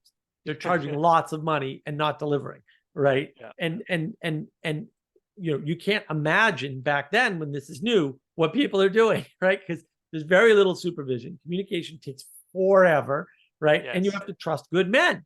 And those good men have to be incorruptible in the moment. Because it's one thing to be incorruptible at home. It's another to be incorruptible when you've been at sea for a month or two, and then you've had to go over land for a month or two, and then you hang out for 3 months. It's kind of like, I'm kind of tired, and oh, look at all this. And it's easy to bribe people like that. It's harder to bribe them when they're in their office going, nah, I might get caught. You're not going to get caught after a 5-6 month, 2-year journey or whatever. That's not going to happen. You're not going to get caught in India. That's a big place. And by the time you get caught, the odds you'll be either near death or dead are pretty high, actually. No one's going to find out what you did 5 years ago on your 2-year journey. It's never going to happen. It just takes too long, right? So the massive corruption that's going on, and I'm not like, whatever, we're people, this happens, right? Yeah. Is a strain on the company. And the company is relying very much on Parliament to bail them out. And the company has a monopoly on the trade in the colonies. So the colonies are largely self-governed. And this is a side effect. It's a second order effect of them keeping the colonies separate through controlling the trade. In other words, controlling the trade keeps the colonies separate. It has many advantages, but the big disadvantage is the colonies learn to govern and defend themselves. Yeah. Right. And so by the time, and the rest of history is almost fair on this issue, although I'd say they don't go far enough, by the time this whole rebellion rolls around, they don't need England to defend them. And you can argue that point, and they kind of did, except we kind of won, guys. Yeah. Obviously, if you were good at defending us, how did we win? Yeah.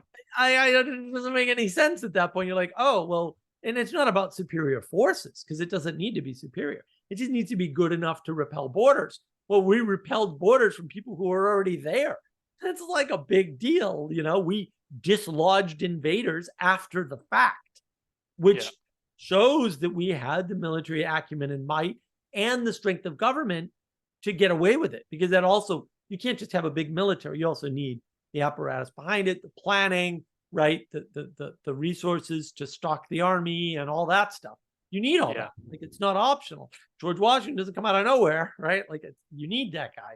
And he's arranging things. There's all kinds of corruption there too. Oh, it's just terrible. What they did to Benedict Arnold. Holy macaroni, right? Just terrible. So you have this monopoly underneath Parliament pulling strings very much. There's a ton of parliamentary members that are beholden to the East India Company for their income.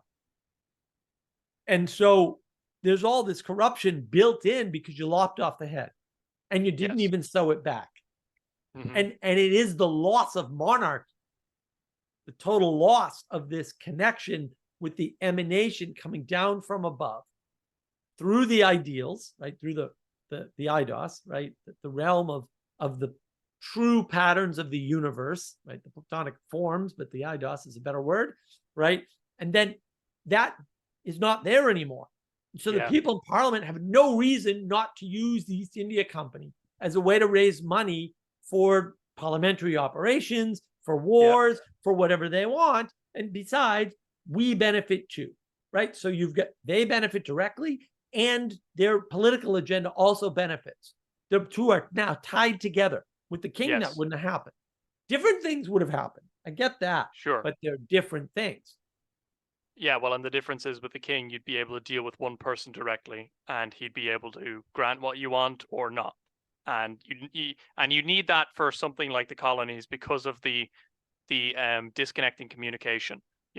If the king says yes, you can be sure that the yes will actually be followed through on, as opposed to, in reality, what happened was that even if the king did say yes, he couldn't action that because he would have to go through Parliament all the time. Well, and this is why I pointed it out earlier. You also have a loss of a system of checks and balances. Yeah. They didn't make that up in the United States, guys. I hate to break it to you. But as we pointed out in the beginning, right?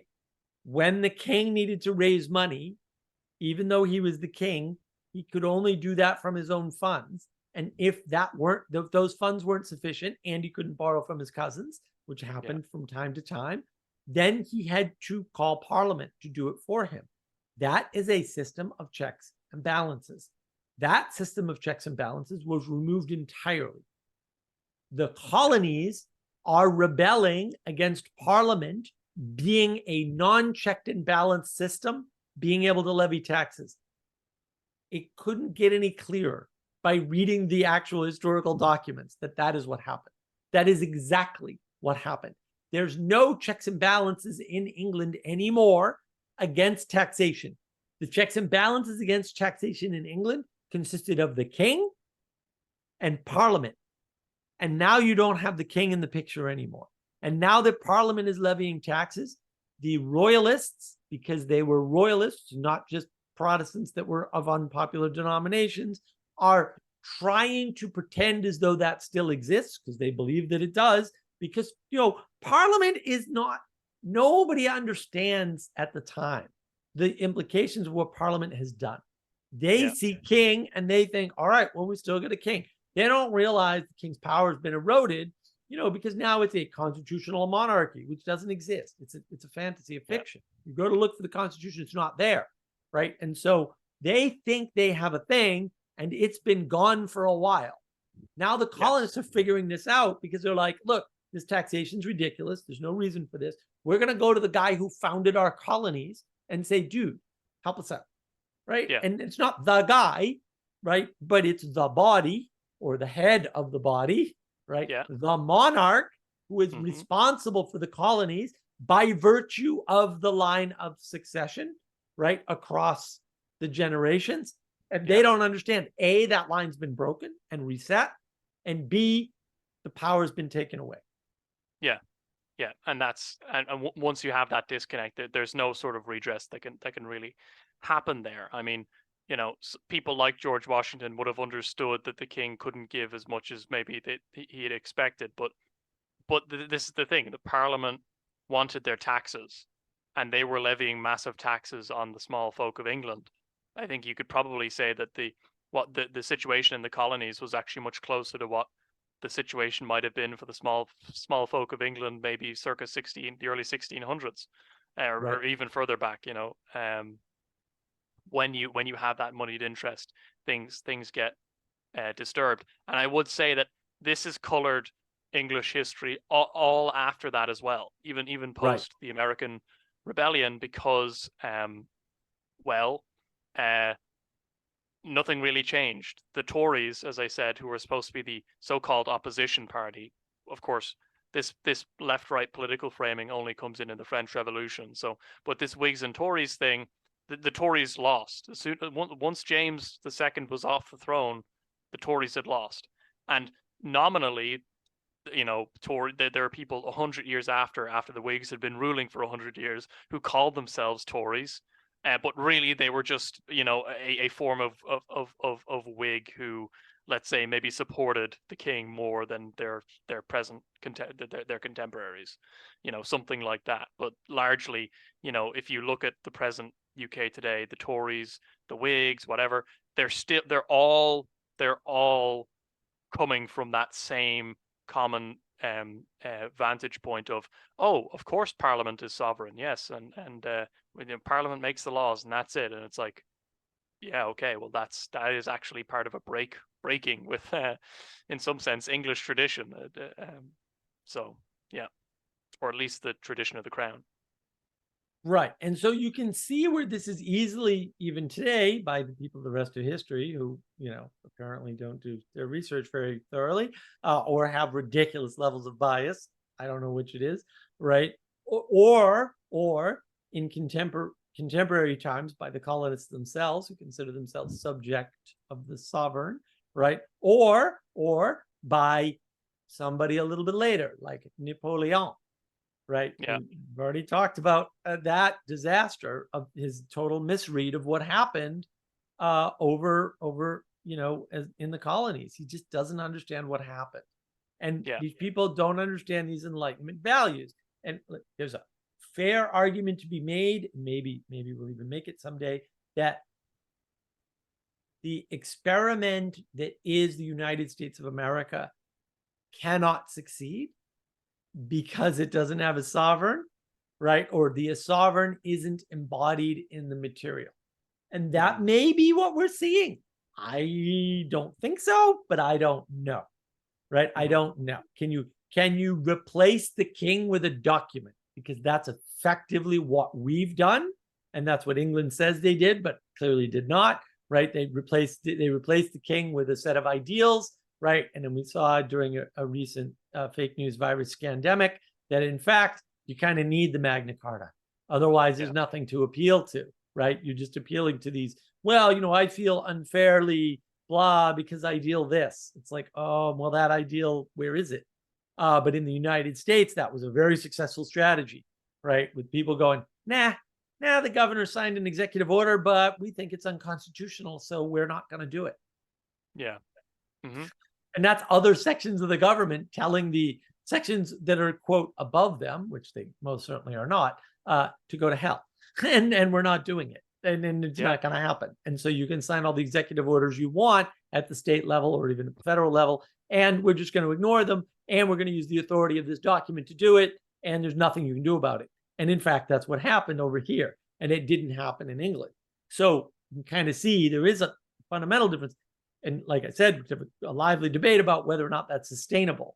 But you can see the misread by everybody else, right? It's like, well, what exactly is going on here, right? Including maybe the Russians, because they have a revolution too. That's right.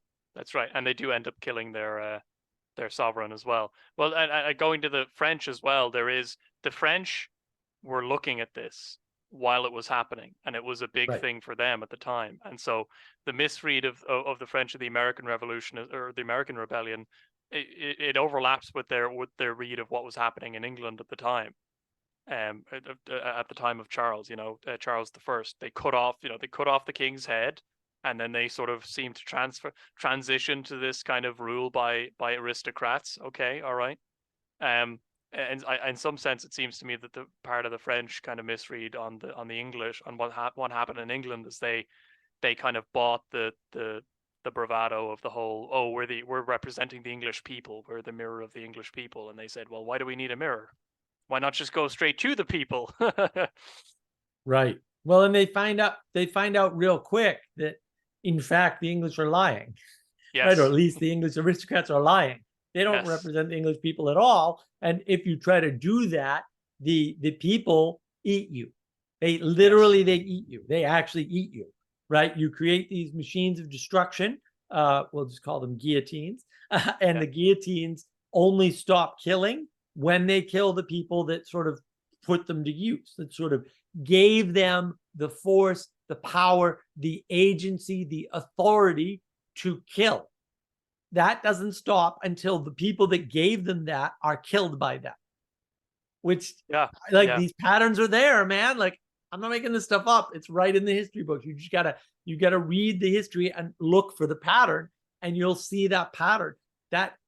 Right, they totally ignore the fact that, the English tried this, but they actually ended up with a protectorate, which is basically just a king without, without a king, right? But it's a king, right? Without kingly authority being conveyed from above.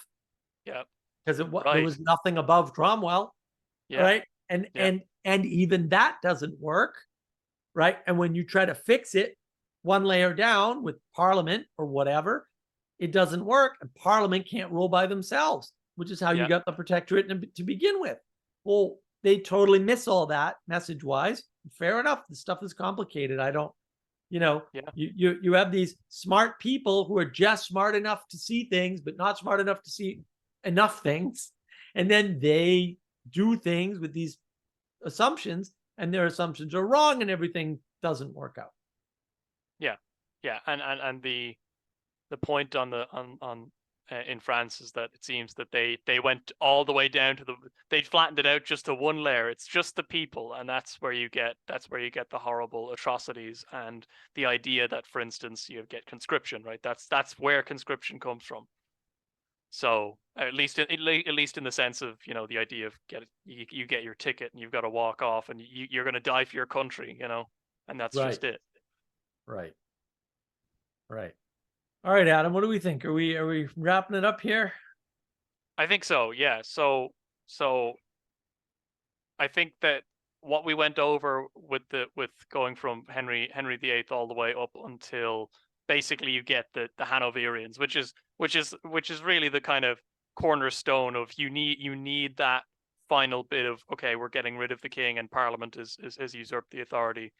You need that to connect it to what happens in the colonies, and I think we've done a good job of connecting how big of a disconnect there was between the colonies and England at the time, and how the English Civil War played into that, especially regarding the place of the king.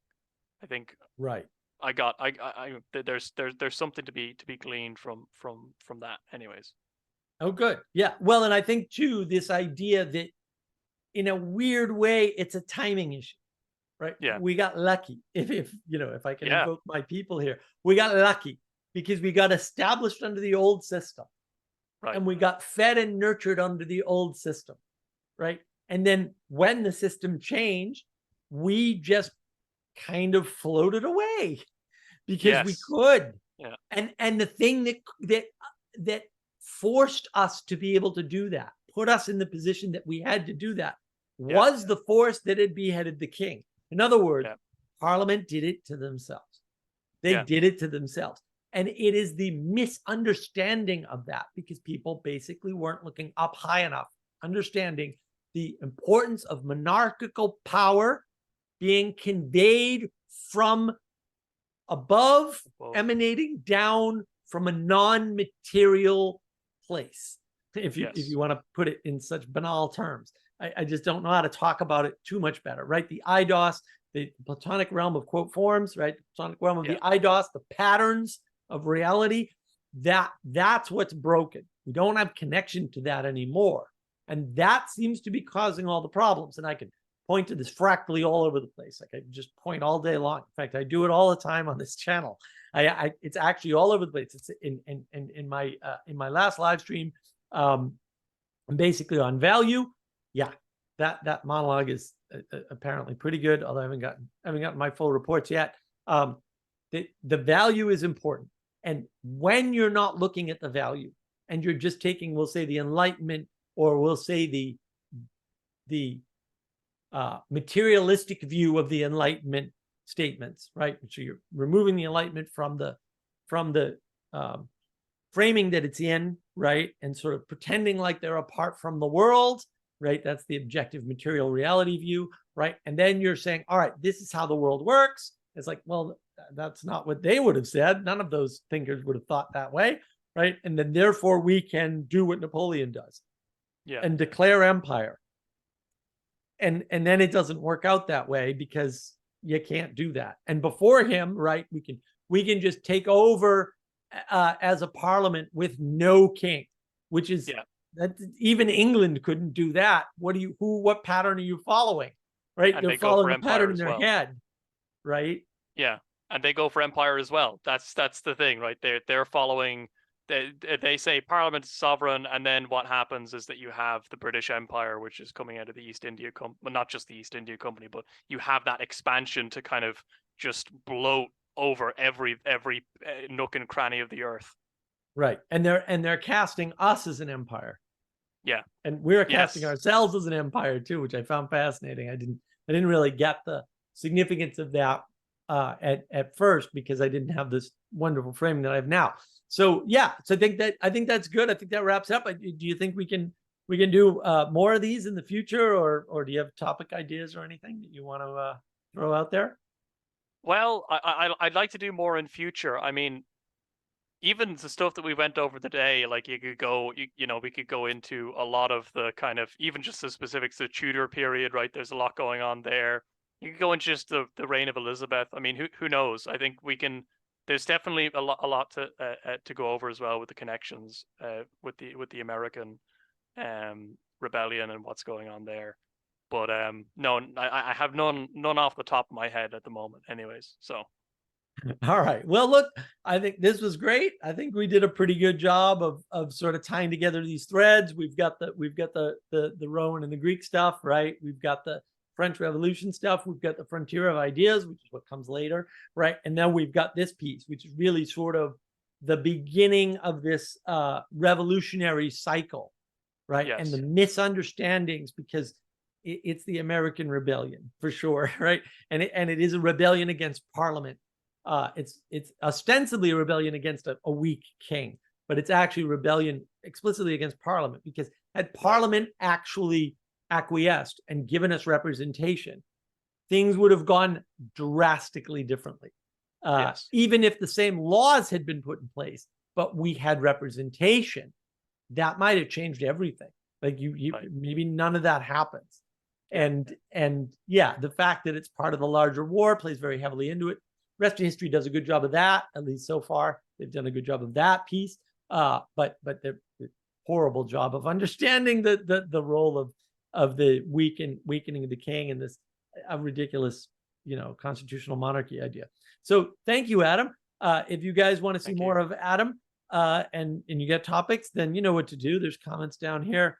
Do likes, do subscribes, do all that stuff. Tell your friends, tell your family. Force strangers at gunpoint to subscribe to Navigating Patterns, whatever it takes.